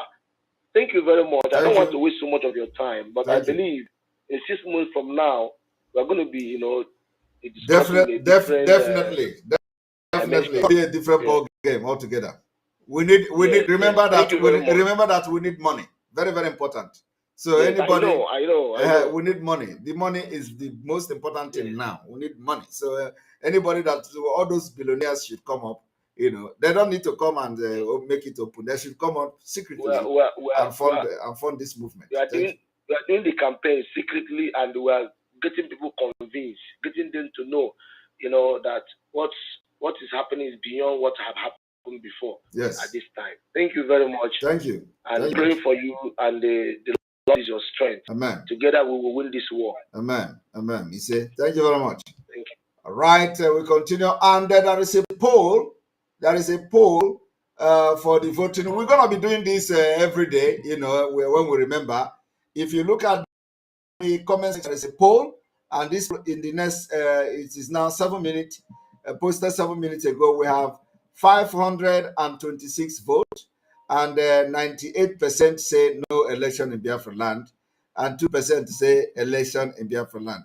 And please, if you are watching, we have over 3,000 people on YouTube alone. Please take your time and hit the like button. We want to see 3,000 of you watching to hit the like button. Go there. We have only 1,500 likes. That it will give notification alive. Please go and hit the like button. Take your time and hit the like button. Very important.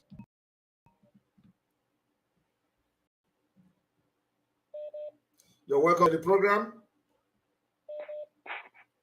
Good morning from here.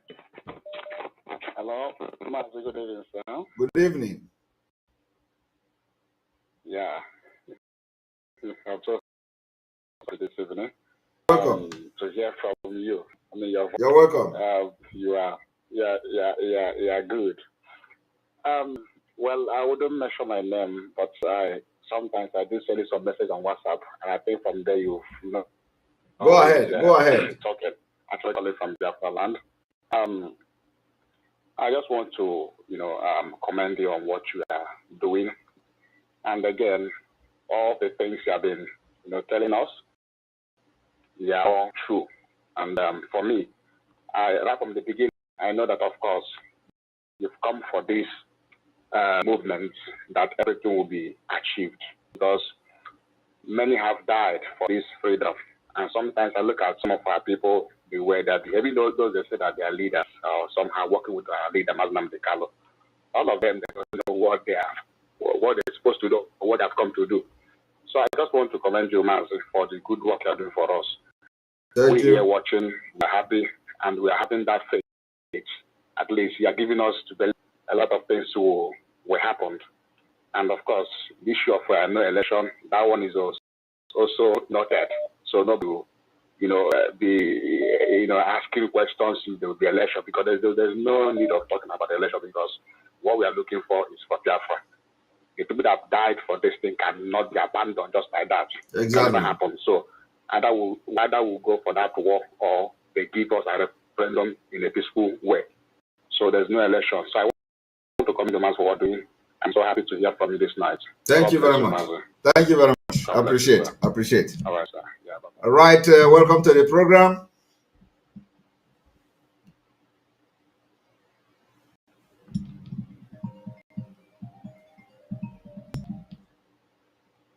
Hello. Good evening from here.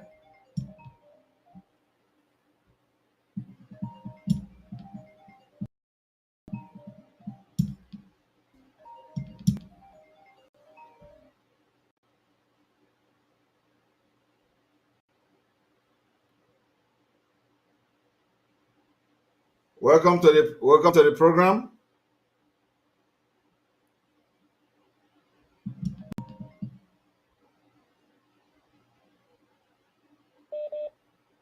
Good evening from here. Good evening, Mazi. Ndewo. Yeah, thank you for the good work you are doing for all of us. I should make you put that there, my friend. You say? Yeah, I know you have said the one, I think inside last week you said something about that. Somebody asked you about Bitcoin wallet. Because I don't know how far you have gone on that because some of us that are not abroad, we also like to participate on that Bitcoin. Please, yes, you mean about Bitcoin? Yes, the Bitcoin wallet. I think it has been added to the website. Okay. Yes. Then I'll go to the so website. the crypto has been added to the website. So anybody that wants to make donation, especially those for the $10,000 crypto, if you want to make donation through crypto, it is there in the website. Thank you. Okay, thank you very much. Please also make more awareness on this because we're not aware that you have a wallet and crypto wallet there. Yes, there is crypto wallet now in the website, so people can make donation. I think I will be, yes, I didn't remember to announce it, but yes, there is crypto wallet in the website for the very first time in the history of this movement.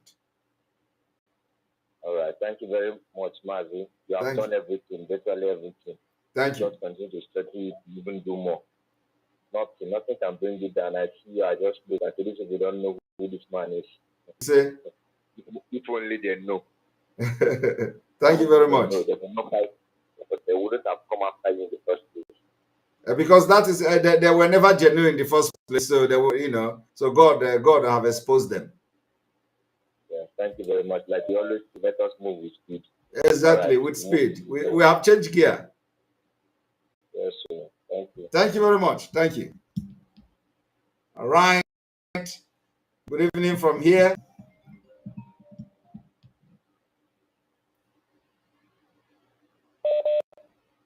Welcome to the program. Hello. Are you there? Hello. Yes, welcome to the program. Yes. Good morning, Mr. Simon. Good morning from here.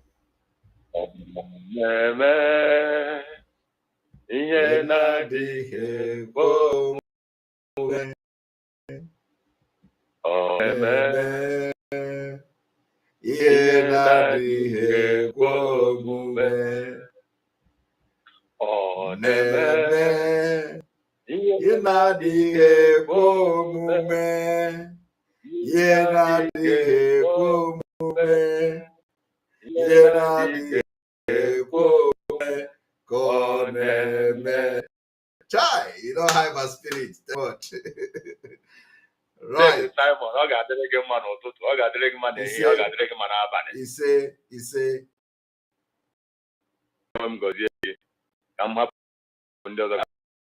wow. Election in Biafraland. Wow. Thank you very much. Thank you very much. I love this. Thank Thank you, you. my brother. Thank you. There we go. Okay. There we go.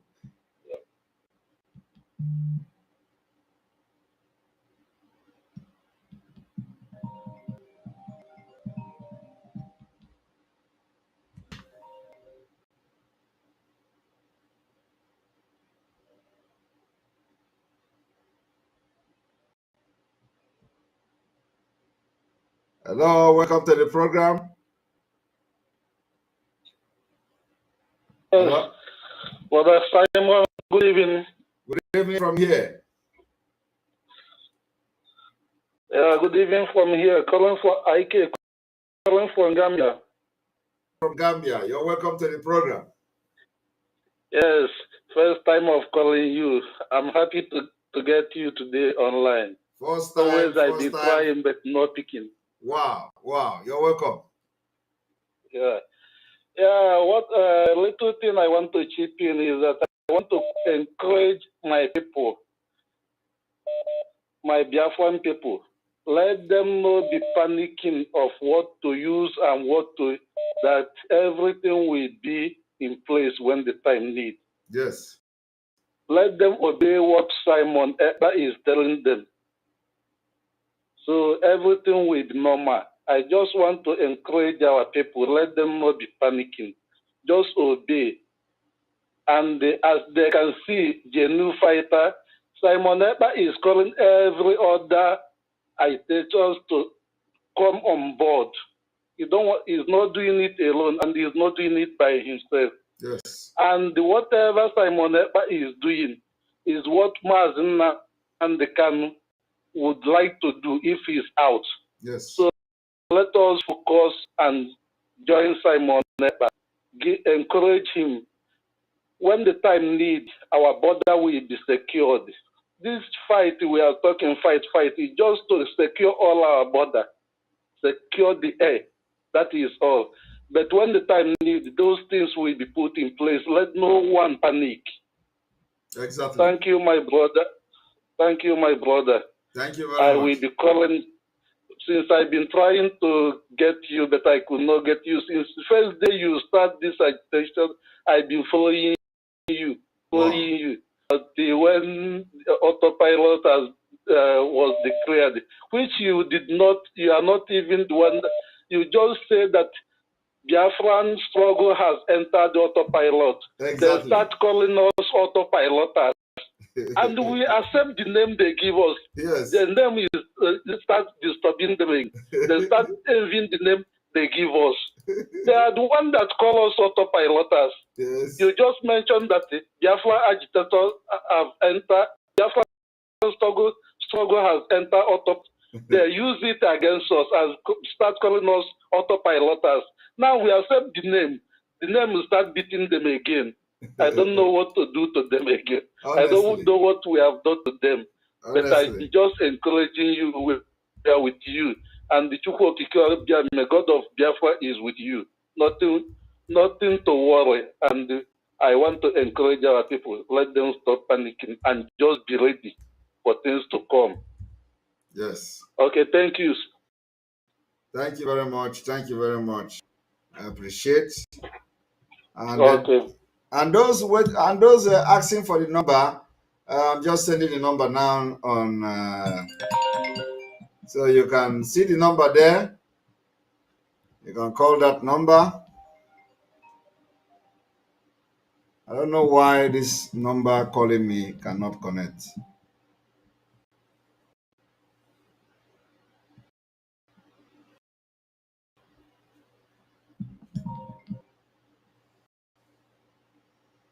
Welcome to the program. Hello. Good evening from here. Hello. Good morning from HK. Good morning. Welcome to the program. Ndewo. Nke na-achọ igwe ya ọsọ. Ndewo. Ofu onye na-achụ DOS ọsọ adịrịghị na mma n'ụtụtụ ya adịrịghị mma ihe ya adịrịghị mma na mmadụ. Ise. Because I have a question. Go ahead. Yes, my question is, it will be like a praise, but I have a question after this. I bless your name for bringing ESN and other groups together under one umbrella. That is the best achievement of something that is beating my heart to be very happy. Which all these useless rats in the media they could not do. For bringing these people, it's not easy. So, but I want to ask this question. Since now they have come together, so does it mean now that Autopilot is taking care of their finance and all their support, all their needs together? There is nothing like taking need or finance together. You know, the struggle for Biafra involves a lot of things. It is not all about finance and need. This any group that is coming has been in existence before now, and they have been doing their things before now. So it is not about finance or taking care of them. They have been in existence before now, and they are doing things that people know. So anybody that is coming to join us today is coming because he knows that, or then the group knows that when you that is what we are. And of course, that does not mean that if there is need for us to support each other, we are not going to support each other. So it is going to be, if there is need to support, we are ready to support each other to make sure that we get the desired result. But any group that is coming together with us, they have been in existence and they have been doing their things, and we are not the one funding them in the first place before now. So, but if the need for support comes in and it has to do with the movement and going forward, yes, we are going to support. We are going to support each other. It's not just us supporting them, but also them supporting us. So we are going to support each other when if the need arises. All right. Thank you for the clarification. So I have another question. Go ahead. Okay. My question is this. I don't know if it is possible, or is it possible for you, have it been possible for you to reach our big shots secretly for supporting of this movement? Not just coming on air, because I know some people would not like to come on air to support this movement. Is it possible to reach to them through means or the other, like people that know some of our big shots? You know what I'm talking about. I know. To reach them, not to come online to. Yes, we have been saying that. We have been saying it. We have said anybody who wants to support this movement can come and support us secretly. You don't need to, and you can reach out to any of the Umadas. You can reach out to me. The person can reach out to Umada. You can just, may be difficult somehow, but they can reach us. Let them just contact any of the Umada. There is what we call our privacy is top notch. It's not like what you see in the IPOB before. So if the person gets contact with any of the Umada, like Madam Ifi or Madam Azoka, and and the information are there available. So anybody that is interested to be part of the funding of this movement between now and December, because the most important thing now is between now and December. When we need this formidable need between now and December, and then after that, every other thing continues as normal. So if they come up now and contact either me or contact Madam Azoka or Madam Ifi or any of the Umuada, and showed interest. You don't need to, when you contact Umada, tell them that you want to speak to Umada, you want to speak to Madam Azoka, or you want to be part, or you want to, to speak privately, to any of us, to example that, but the person can have more confidence and all that. And then we can reach to the person, him or her, and we'll start from there. And anything you do with us remains there. It doesn't go nowhere. So that is one thing we assure anybody that comes, because this is not about individual, this is not a group, this is about a nation of Biafra. Yes, about the nation. So anybody that is coming is not doing a service, is not doing anything to me or to anybody, but to himself and the generation and the unborn children. So the only thing we know is that we have volunteered ourselves to be in the front line. So, and they should be happy to have genuine people now in this struggle that will restore Biafra next year. When I'm talking about this next year, people think I'm joking.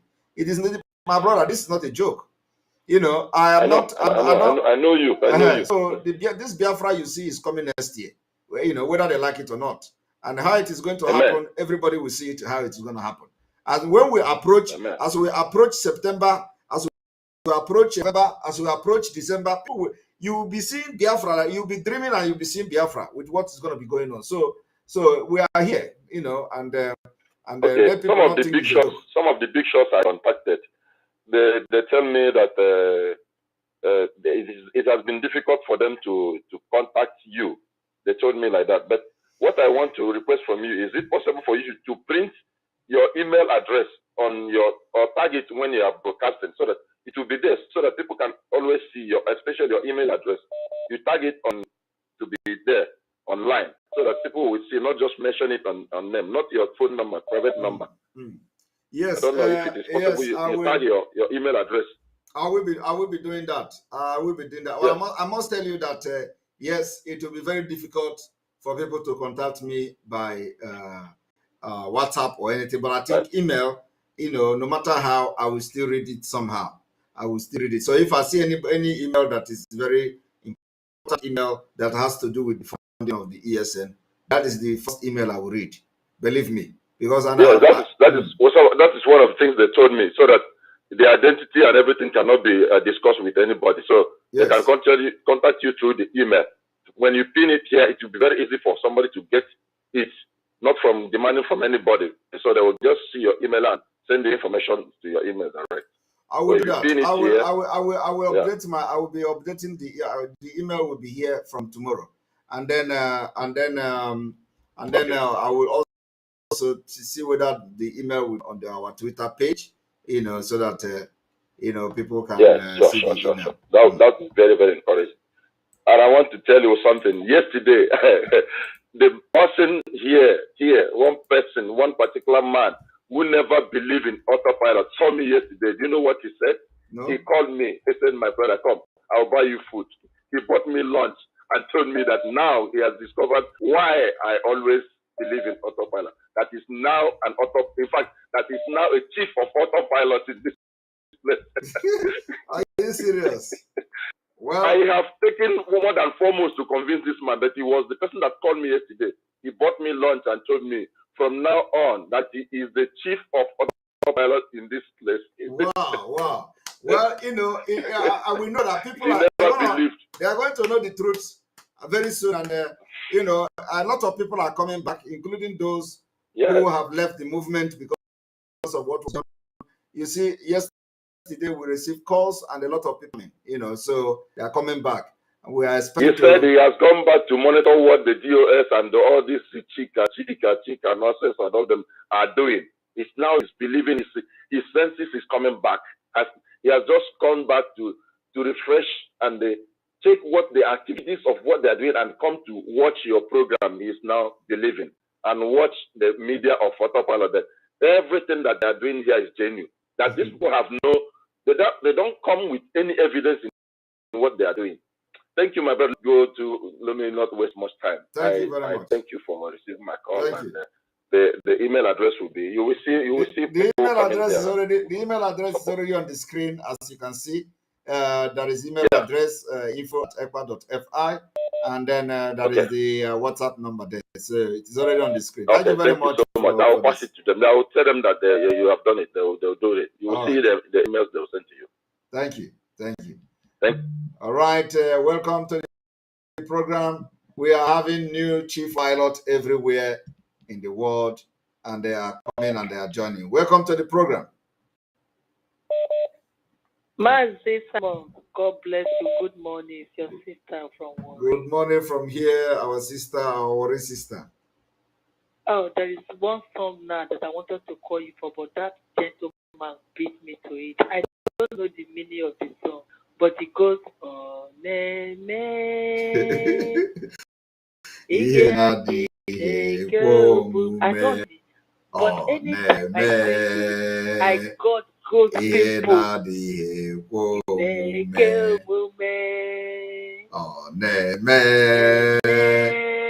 Ye na di kwa mume.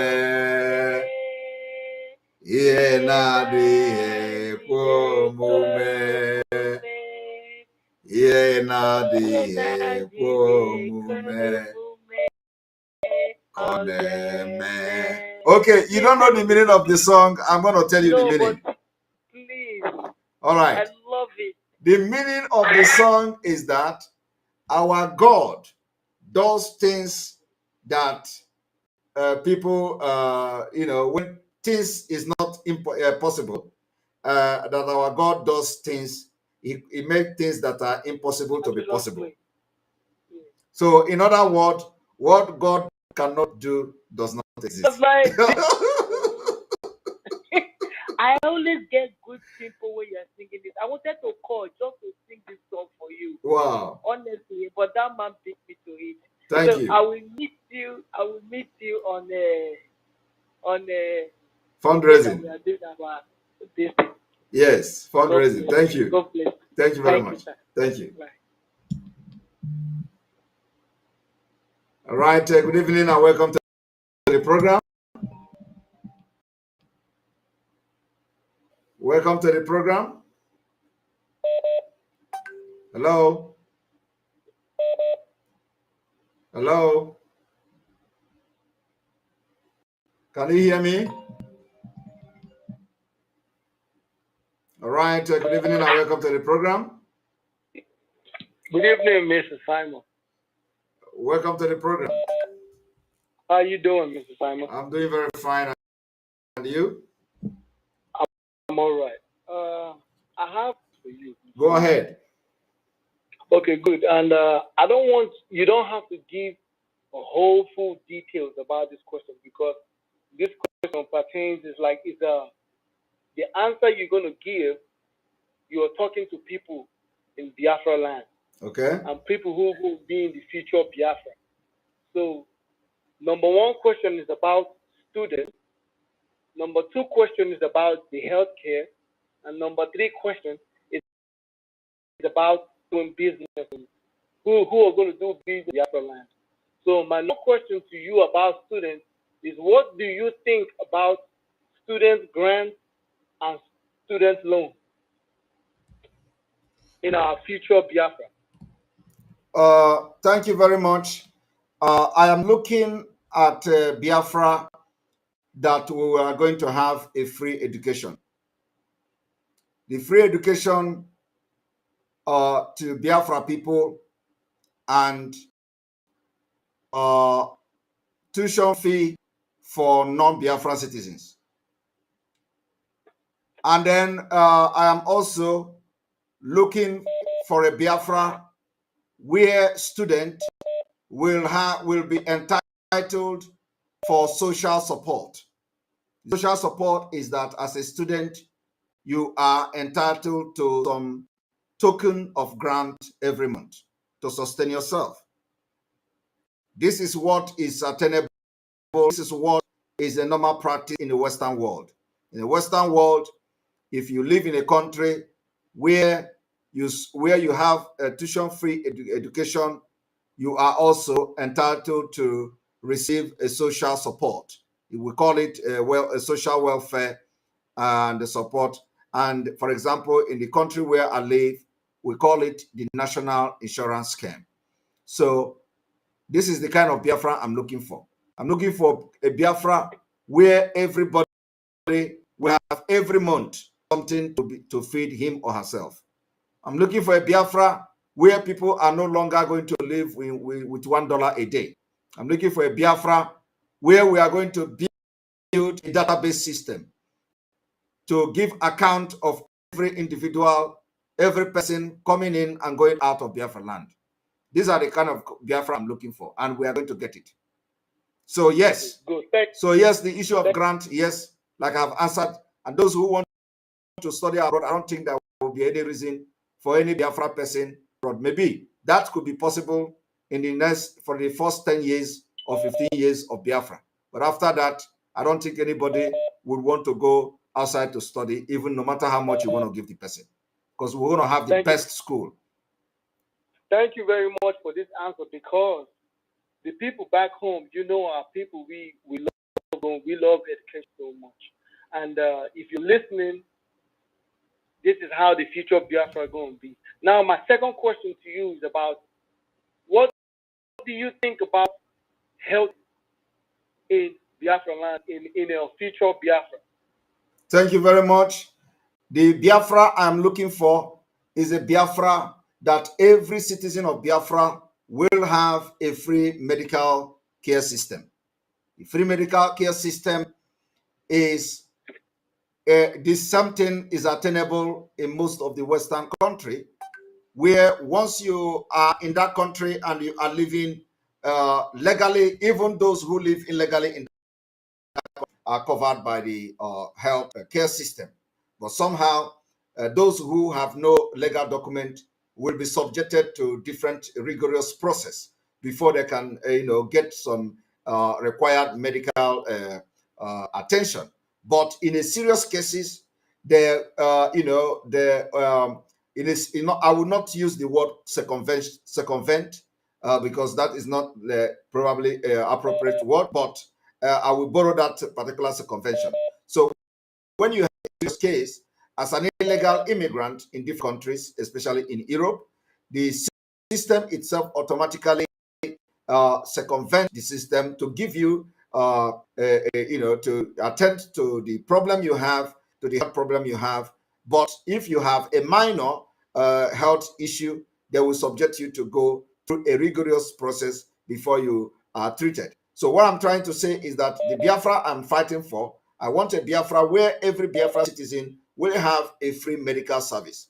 And this is just very easy to achieve. Free medical service is going to be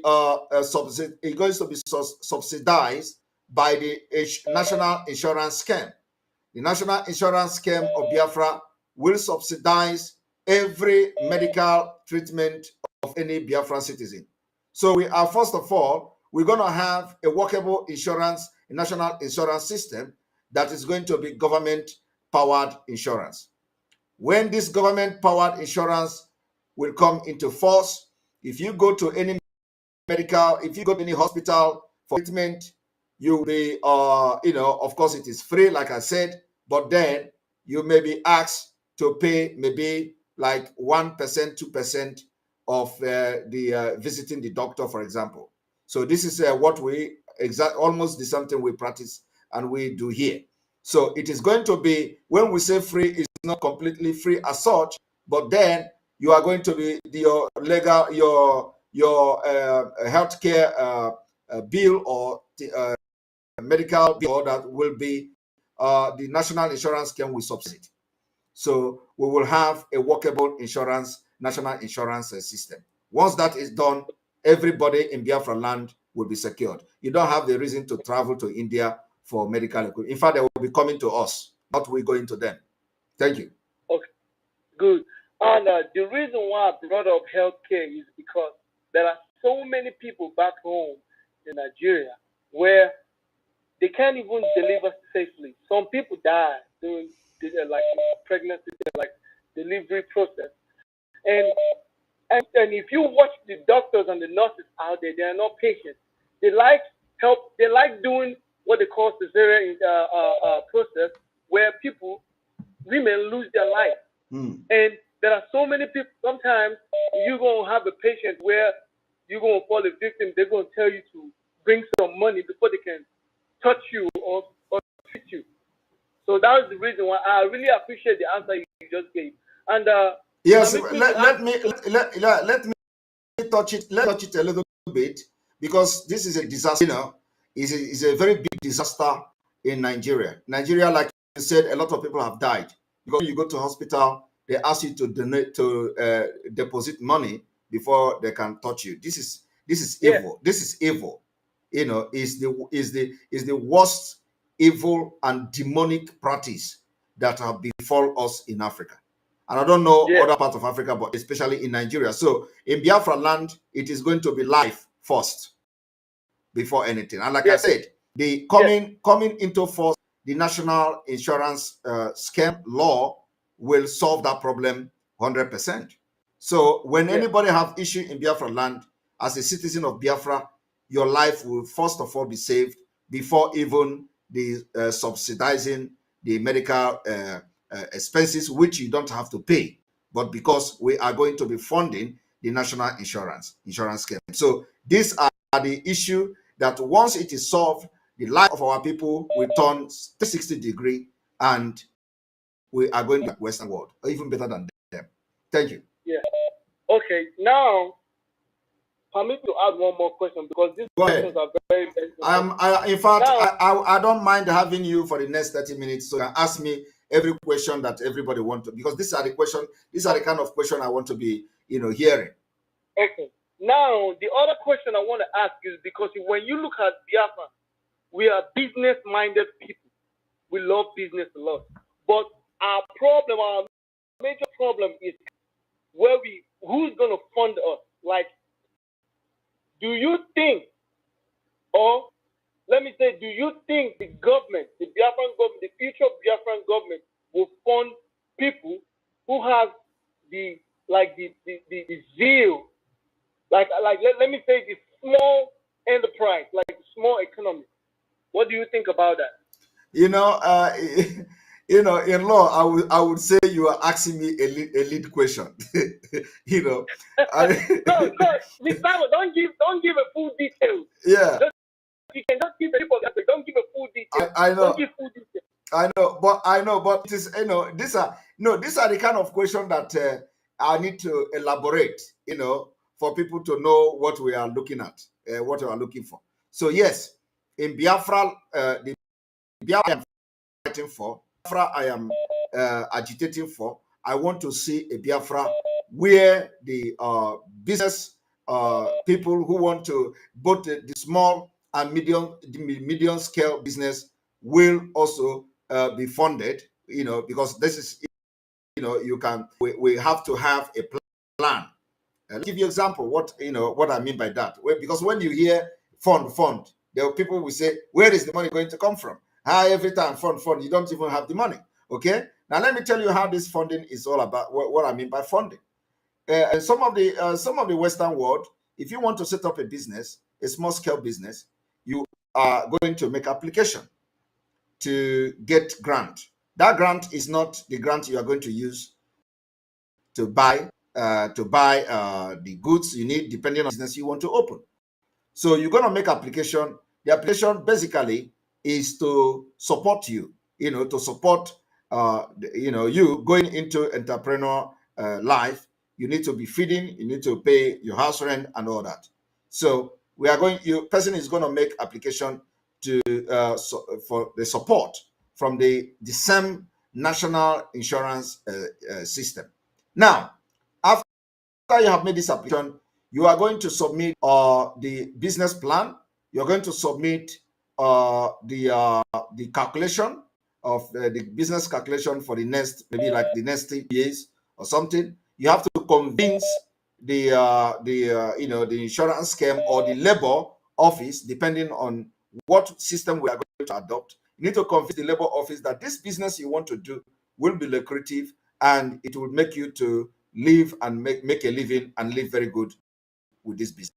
And once you're able to convince the labor office and they make approval of that particular business or your application, it means that you will be receiving some certain grant every month to support your business as a person who have just entered into business life.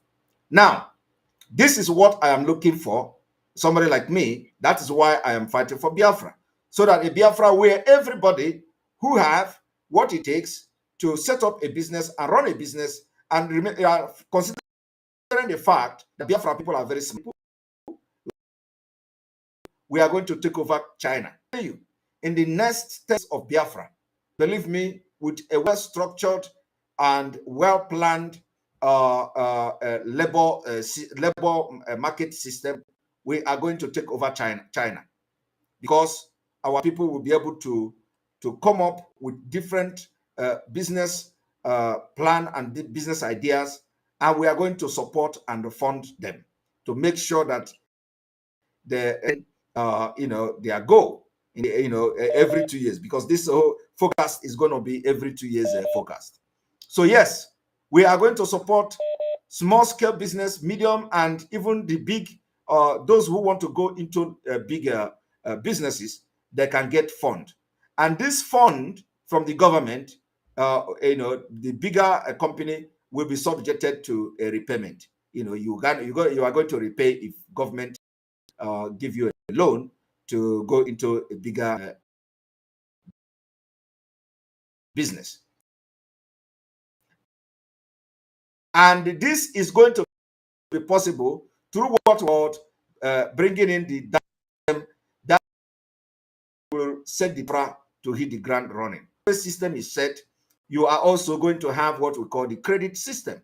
The credit system is going to be part of the database system that will give every Biafra citizen the opportunity to to benefit from services like this. Like if you want to go into business, you're going to have some grant given to you to start up your business. To support that grant, maybe for feeding, for expenses and all that. And then after 6 months, we are going to now review how far your business have gone, whether we will continue to support you or not, or whether we need to allow you to continue, that you are able to live your life and the business can feed you and all that. But so these are the things that the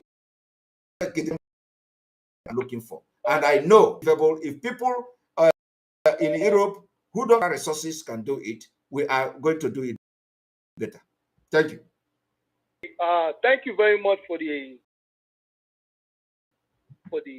answers, and I really appreciate good answers, because I have more questions for you, Mr. Simon. Now we are going to our parents. I want you to ask me one more question. I know you have a question. Yes. Okay, let me just ask you one more. So I have a lot of questions, but let me just ask you one more, because I'll leave our parents behind. Because right now, have our parents. There are some people. What do you think about social security for our aged parents and housing from 60 years upwards? What do you think about social security and housing when it comes to our parents in a new Biafra? What I'm looking at, first of all, I want a Biafra that will preserve our culture. Our culture is very, very important. During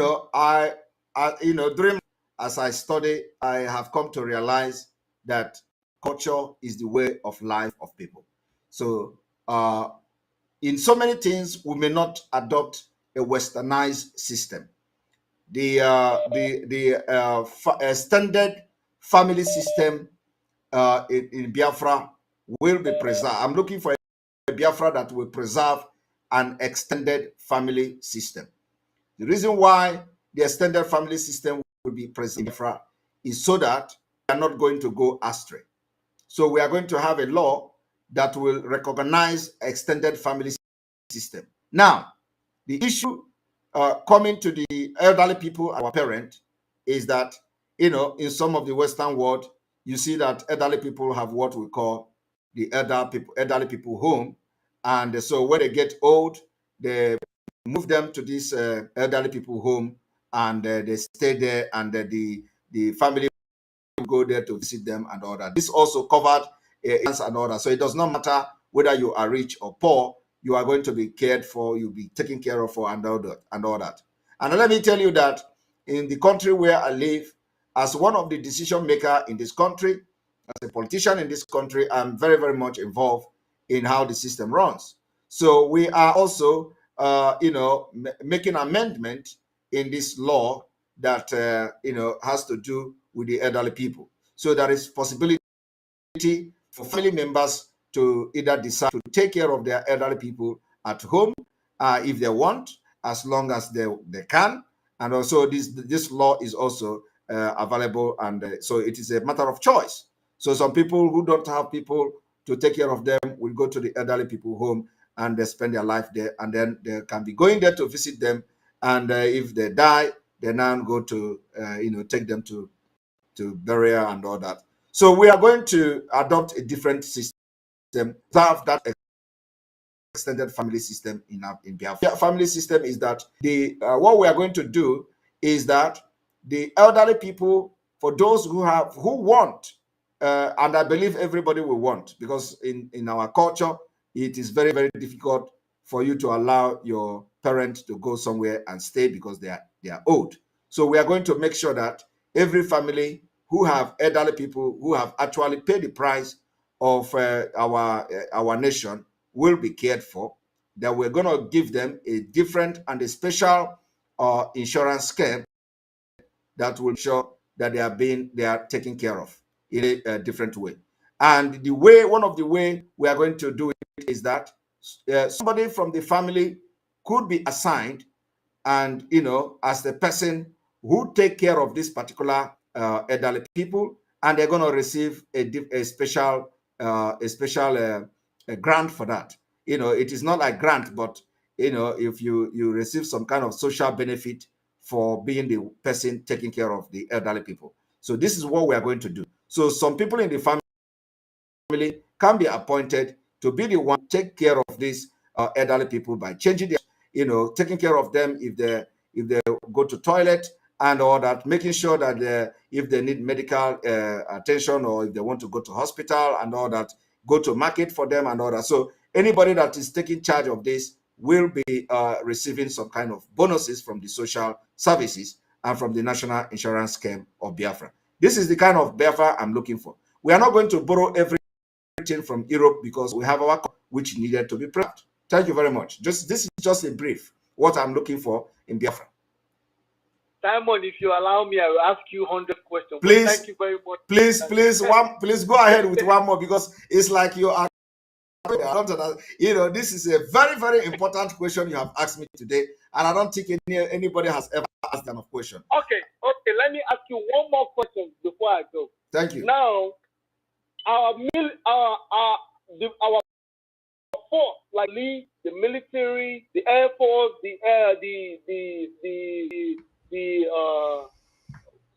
all the force, all the people that are in the force. Now, what will be their benefit? Like if you join the force, when you retire, when you come out, or when you be in part of a reserve, what will be their benefit? New Biafra? Yeah, you see, I'm really happy with this question. You see, it is not just about benefit, okay? It is not just about benefit. This has to do with the security. You see, our security will be the most respected people in Biafraland. Anybody, you see this ESN you see today, anybody that is part of this Eastern Security Network and fought their way through to this Biafra, they will be the most respected people in Biafra. We are going to make sure that they are well paid. We're going to make sure that there is going to be a planned, and when we talk, every time I talk insurance, people don't understand that insurance is the life of every country. It is not like that. So there is nothing I'm going to address today. I'm not going to mention insurance, because this is insurance as the name implies. So we are going to have this, everybody in Biafra will have a compulsory insurance. Compulsory insurance is that when it's compulsory is that as you are in active service, the insurance, the insurance will be taking some kind of things out of your out of your salaries and allowances and all that, so that when you retire from the active service, you are going to have a lot of things to fall back on, apart from apart from other national insurance scheme that you are going to be receiving. So we are going to have a different package for every security personnel retired and in active service in Biafra Republic. So security and security personnel is going to be a very big business and a very big, a very big status in Biafra Republic. Because without doing that, we are nowhere. So we must invest in security. We must invest in our military. We must invest in our personnel. We must respect them and pay them very well. I'm looking at a Biafra where a person will serve in the military, and after serving, you will have your own stay. I'm looking for a Biafra where nobody will stay in mud house, not just because you are, you serve in the military or not. I'm looking for a Biafra where government will have what we call the government housing system or housing scheme, that nobody will live in mud house. This is the Biafra I'm looking for. So a lot of things need to be fixed. And this thing I'm telling you now will take us 10 years. Within 10 years, you're going to see Dubai. Better than Dubai even. All this dust you see in Biafraland, we know how to do it. It is just plan that is needed. And we plan and we know to change a lot of things. So our side will be respected, and they're going to have their gratuities, paid. In Nigeria they say gratuity. In Biafraland, it is going to be a different system. When you retire, they put some money in rubber band and give you. They say this is your gratuity retirement benefit. It's rubbish. The retirement benefit is going to be coming to our people on monthly basis until they die. Thank you very much, Mr. Diamond. Yeah. Okay, I'm about to leave now. All right. Throw some light into, because I'm looking at the comments. Some people are confusing pension to Social Security. So I want you to let them know that Social Security and pension are the same. So it's just like a different, it's a different language or something like that. Okay. So just let them know. Just let them know. Have a nice day. Thank you. Thank you very much. Thank you very much. All right. This scholar is one of the best scholar of the day, because this is the most important questions that people need to be asking. Since we are trying to leave Nigeria, what kind of Biafra are we looking at? Tell us what kind of. So this is kind of the question I want to have question on how to get Biafra, what we are doing, and all that. Well, the program. Good morning from here. Hello, Mazi. Good evening. Good evening. Yeah, my name is Vicky Victoria. I want to ask you one question. Go ahead. Yeah, I want to know your plans or Biafra government plan for all these youths that have engaged, due to unemployment or hardship in Nigeria, have entered so many criminal gang. Some are cultists, some are kidnappers, some are armed robbers. So, and there's no how we can get the Biafra we want with this kind of people in the society. So what is your plan concerning this set of people?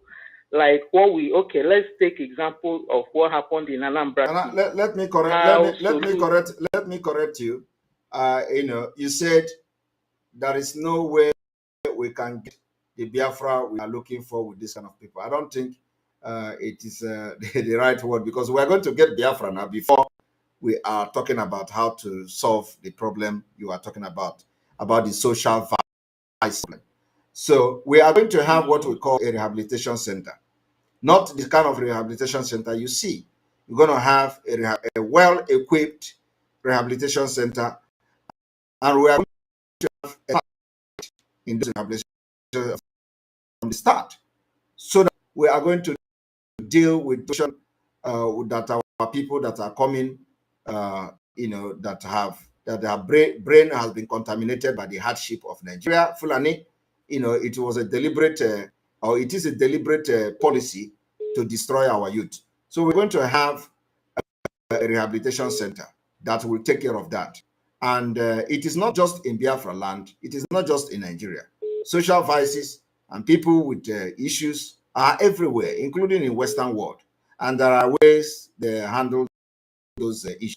In some of the Western world, they allow people the choices of going to either the rehabilitation or not. But in Biafra land, because of the situation we have found ourselves, it is going to be compulsory for people who know that they have gone not.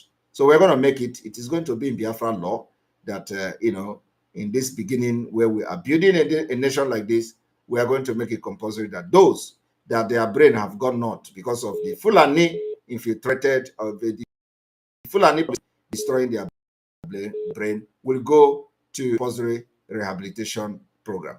Rehabilitation program is not the kind of rehabilitation program they do with the Boko Haram. No, we are going to have state-of-the-art facilities for the rehabilitation. It has to do with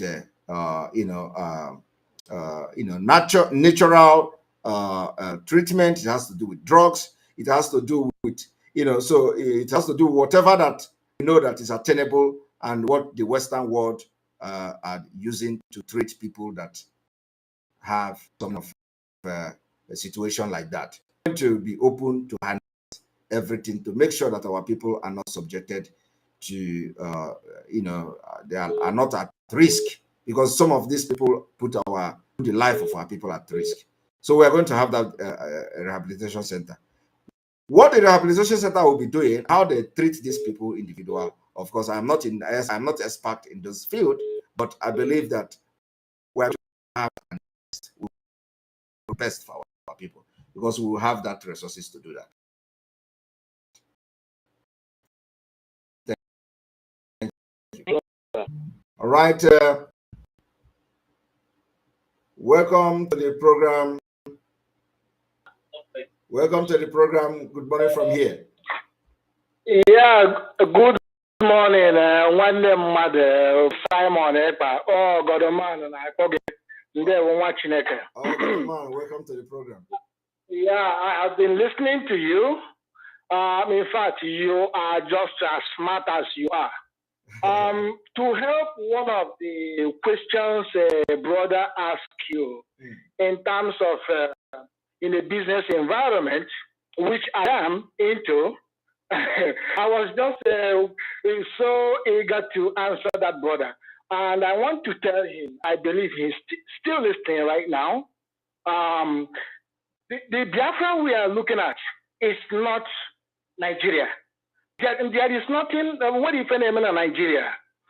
Number one, the moment Biafra is restored, our borders are going to be protected 100% as these gallant men are fighting right now. Our borders are going to be, number one, protected. Yes. By the time we put our borders, we will now begin to deal inside what is inside, because there were so many people who got inside, I got flushed. So apart from that, the Biafra we are fighting for is not just a jamboree nation. We are going to be productive. We are going to be super productive. I am already positioning myself, because I will not import anything in Biafraland. Everything that I am going to do in terms of Ogoda is going to be produced in Biafraland. As a matter of fact, as it stands right now, it is difficult to work in Nigeria. I had plans to promote a whole lot of Aba made in terms of clothing, but it's very, very difficult because the mechanism is not there. But when Biafra comes, all things will be there. Everything will be available. When you produce your product the same way China, listen, I go to China. When you will see someone in his flat producing belts, producing socks, producing shirts, producing T-shirts, and by the time it's done, it will export it. These are the things we are going to be doing in Biafraland. We are going to be productive. We are not going to be lazy like in Nigeria. Like the woman, a lady that just called now, say, I understand her point, meaning the criminals, the guys that wants to be rich overnight. It's not going to be in Biafraland because there will be excess work only in construction alone. Only construction alone. We are even going to be begging people to come and work in Biafraland because the job will be excess for Biafrans to do. So everybody should not panic. Our goal now is to fund the ESN 100%, make sure that they are well equipped, make sure that they are happy, make sure that they know that they are not doing what they are doing in vain, that they are doing it for themselves. So everybody should come on board to fund these gallant men that has volunteered to say, I am going to defend my land. Yes. Obodonmania here. Listen, they don't joke with military men. They don't joke with any force, just like US. They don't joke with it. So why should we joke with ours? We are not going to joke with our military, police, in fact, security apparatus from even the ones you people call the security Kotuma, all of them will be protected in Biafraland and everybody will be happy. Yes. There will be nothing like a repeat. Let me say it. There will be like a repeat of Nigeria anywhere close to Biafraland. So one of them, Simon Ekpa, I am just watching, I was nodding my head. I said, this guy is fully loaded. You are really, really, really fully loaded, my brother. And all those listening, there will be excess job in Biafra that are Bossa. You choose only the one that want to work. Yes. The same thing that is happening in this country. Let me touch a little bit on the credit aspect of it. Nothing good comes easy. Yes. It took me time to build my credit in this country, but I messed it up with one thing. For people that does not understand what credit is all about, I messed it up when I didn't know what credit. That was when I came from Zoo, newly. Because when you come in here, they will give you credit card of $200. My own liquor. The thing where table my credit, only $200 table my credit, and suffered it. After suffering it, then I know what credit is all about. Yes. Because that credit, it will go. Yes. Without credit in this country, you cannot rent a house. You cannot do business. You cannot get a loan. Nothing. Absolutely nothing you cannot. That is what credit is all about. Because when Simon Ekpa was talking about it, I was just laughing. Here, for people that does not understand what credit is all about. So, Umuchineke, Biafrans, Umuchineke, that is what we are, the children of God. Bye. Believe you me, you will walk away. You won't walk again. So everybody should buckle up because the Biafra we are fighting for is a Biafra for all, that you will not lack anything. Yes. My brother Simon, that is the question we can do one them. Honestly, when I slept last, we slept 2 hours, 3 hours, and we keep pushing. Any day I have to online, we will just go and sleep. I've been today. It's very, very, very important. You have to try and get some rest. It's very, very, very important because remember that since I started this Biafra, it has been like that.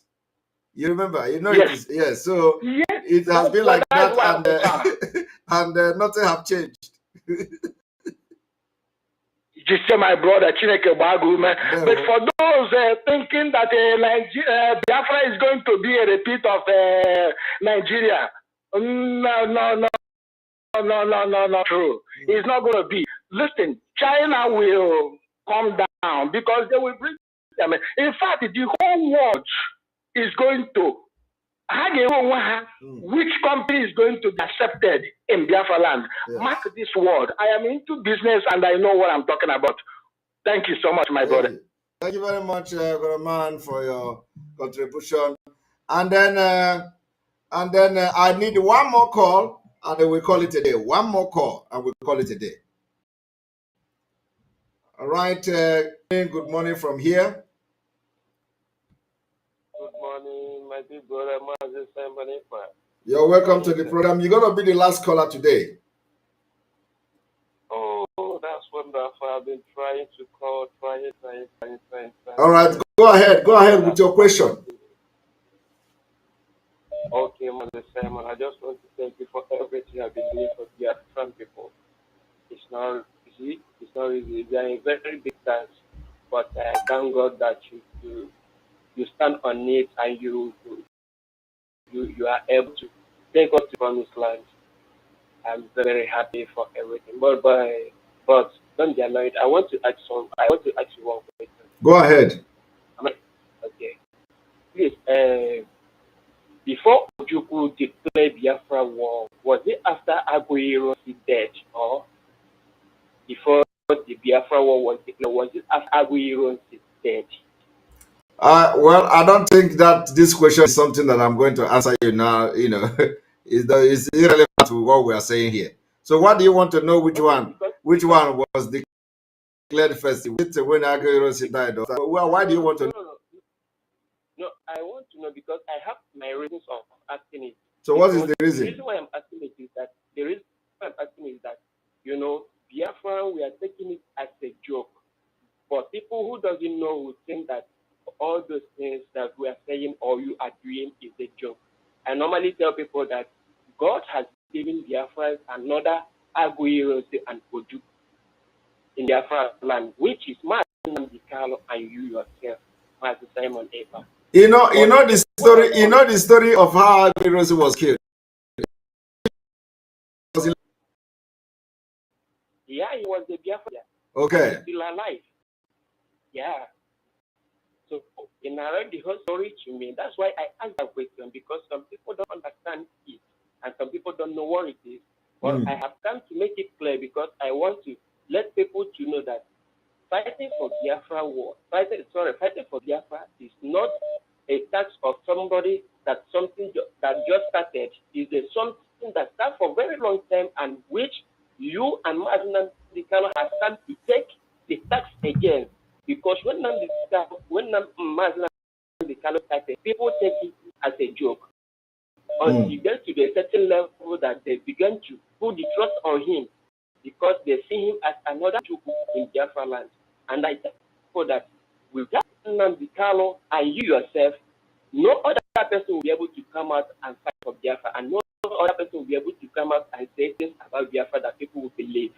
And if they don't believe you, or if they don't believe you and focus on what we are fighting for, no other person again will be able to stand up and say, this is what we need in Biafra that people will accept or people will believe. Because I have seen it since I have been following you and Mazi Nnamdi Kanu since this struggle started. I've been following your programs every day and every time. So I have understand something about you, that you another person who will be able to take us to that promised land, no matter whatever it may take. So I want to urge our fellow Biafrans for them to be able to do what? To focus and follow you to the direction that you are giving us. Some people ask the question that if you are declaring Biafra, you say no election, that are you able to stand, or do we have an ammunition? My father told me that when Biafra was started, that he was around 10 years or 15 years that people come and took him. Then he went for training only for 3 months before. My brother, I think we know what Biafra went through. We know what happened in Biafra war, and we know all those stories. So we are not here to tell the story of what happened in Biafra war. We know the history. We are going forward. We are going ahead, and we are moving forward. So please, nobody should come and start telling us about Biafra war and all that. We know the story of Biafra war. We have read. We're not there during the war. We read the story. We know how the war started. We know how the war ended and all that. So we having that in mind, we are moving ahead, and that's what we are doing today. Thank you very much.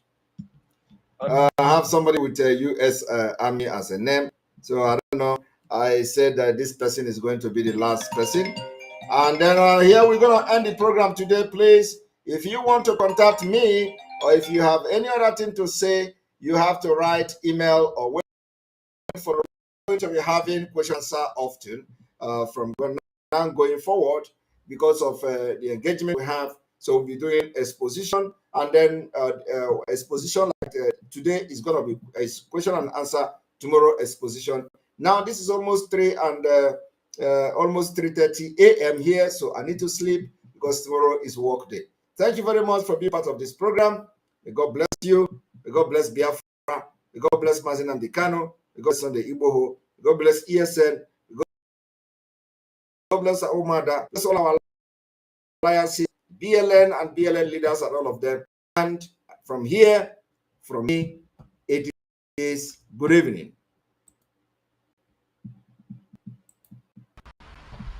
It's inevitable. Absolutely inevitable. Here we have come to enlighten and to educate without any apologies to anybody, without mincing words, without fear before our enemies, determined, resolute, indestructible, undeflectable. There is nothing the enemy can do. Our core strength. We are on autopilot, I can assure you. On autopilot, I can assure you. We are on autopilot, I can assure you. We are on autopilot, I can assure you. We are on autopilot, I can assure you. We are on autopilot, I can assure you. And the precipitous collapse of the zoo is inevitable. Absolutely inevitable. The devil may. Here we have come to enlighten and to educate without any apologies to anybody, without mincing words, without fear before our enemies, determined and resolute, indestructible, undeflectable. There is nothing the enemy can do. Our core is strength. We are on autopilot, I can assure you. Our core is strength. We are on autopilot, I can assure you. Our is strength. We are on autopilot, I can assure you. Our is strength. We are on autopilot, I can assure you. Our is strength. We are on autopilot, I can assure you. Strength. We are on autopilot, I can assure you. And the precipitous collapse of the zoo. We are on autopilot, I can assure you. And the precipitous collapse of the zoo is inevitable. Absolutely inevitable. The devil may.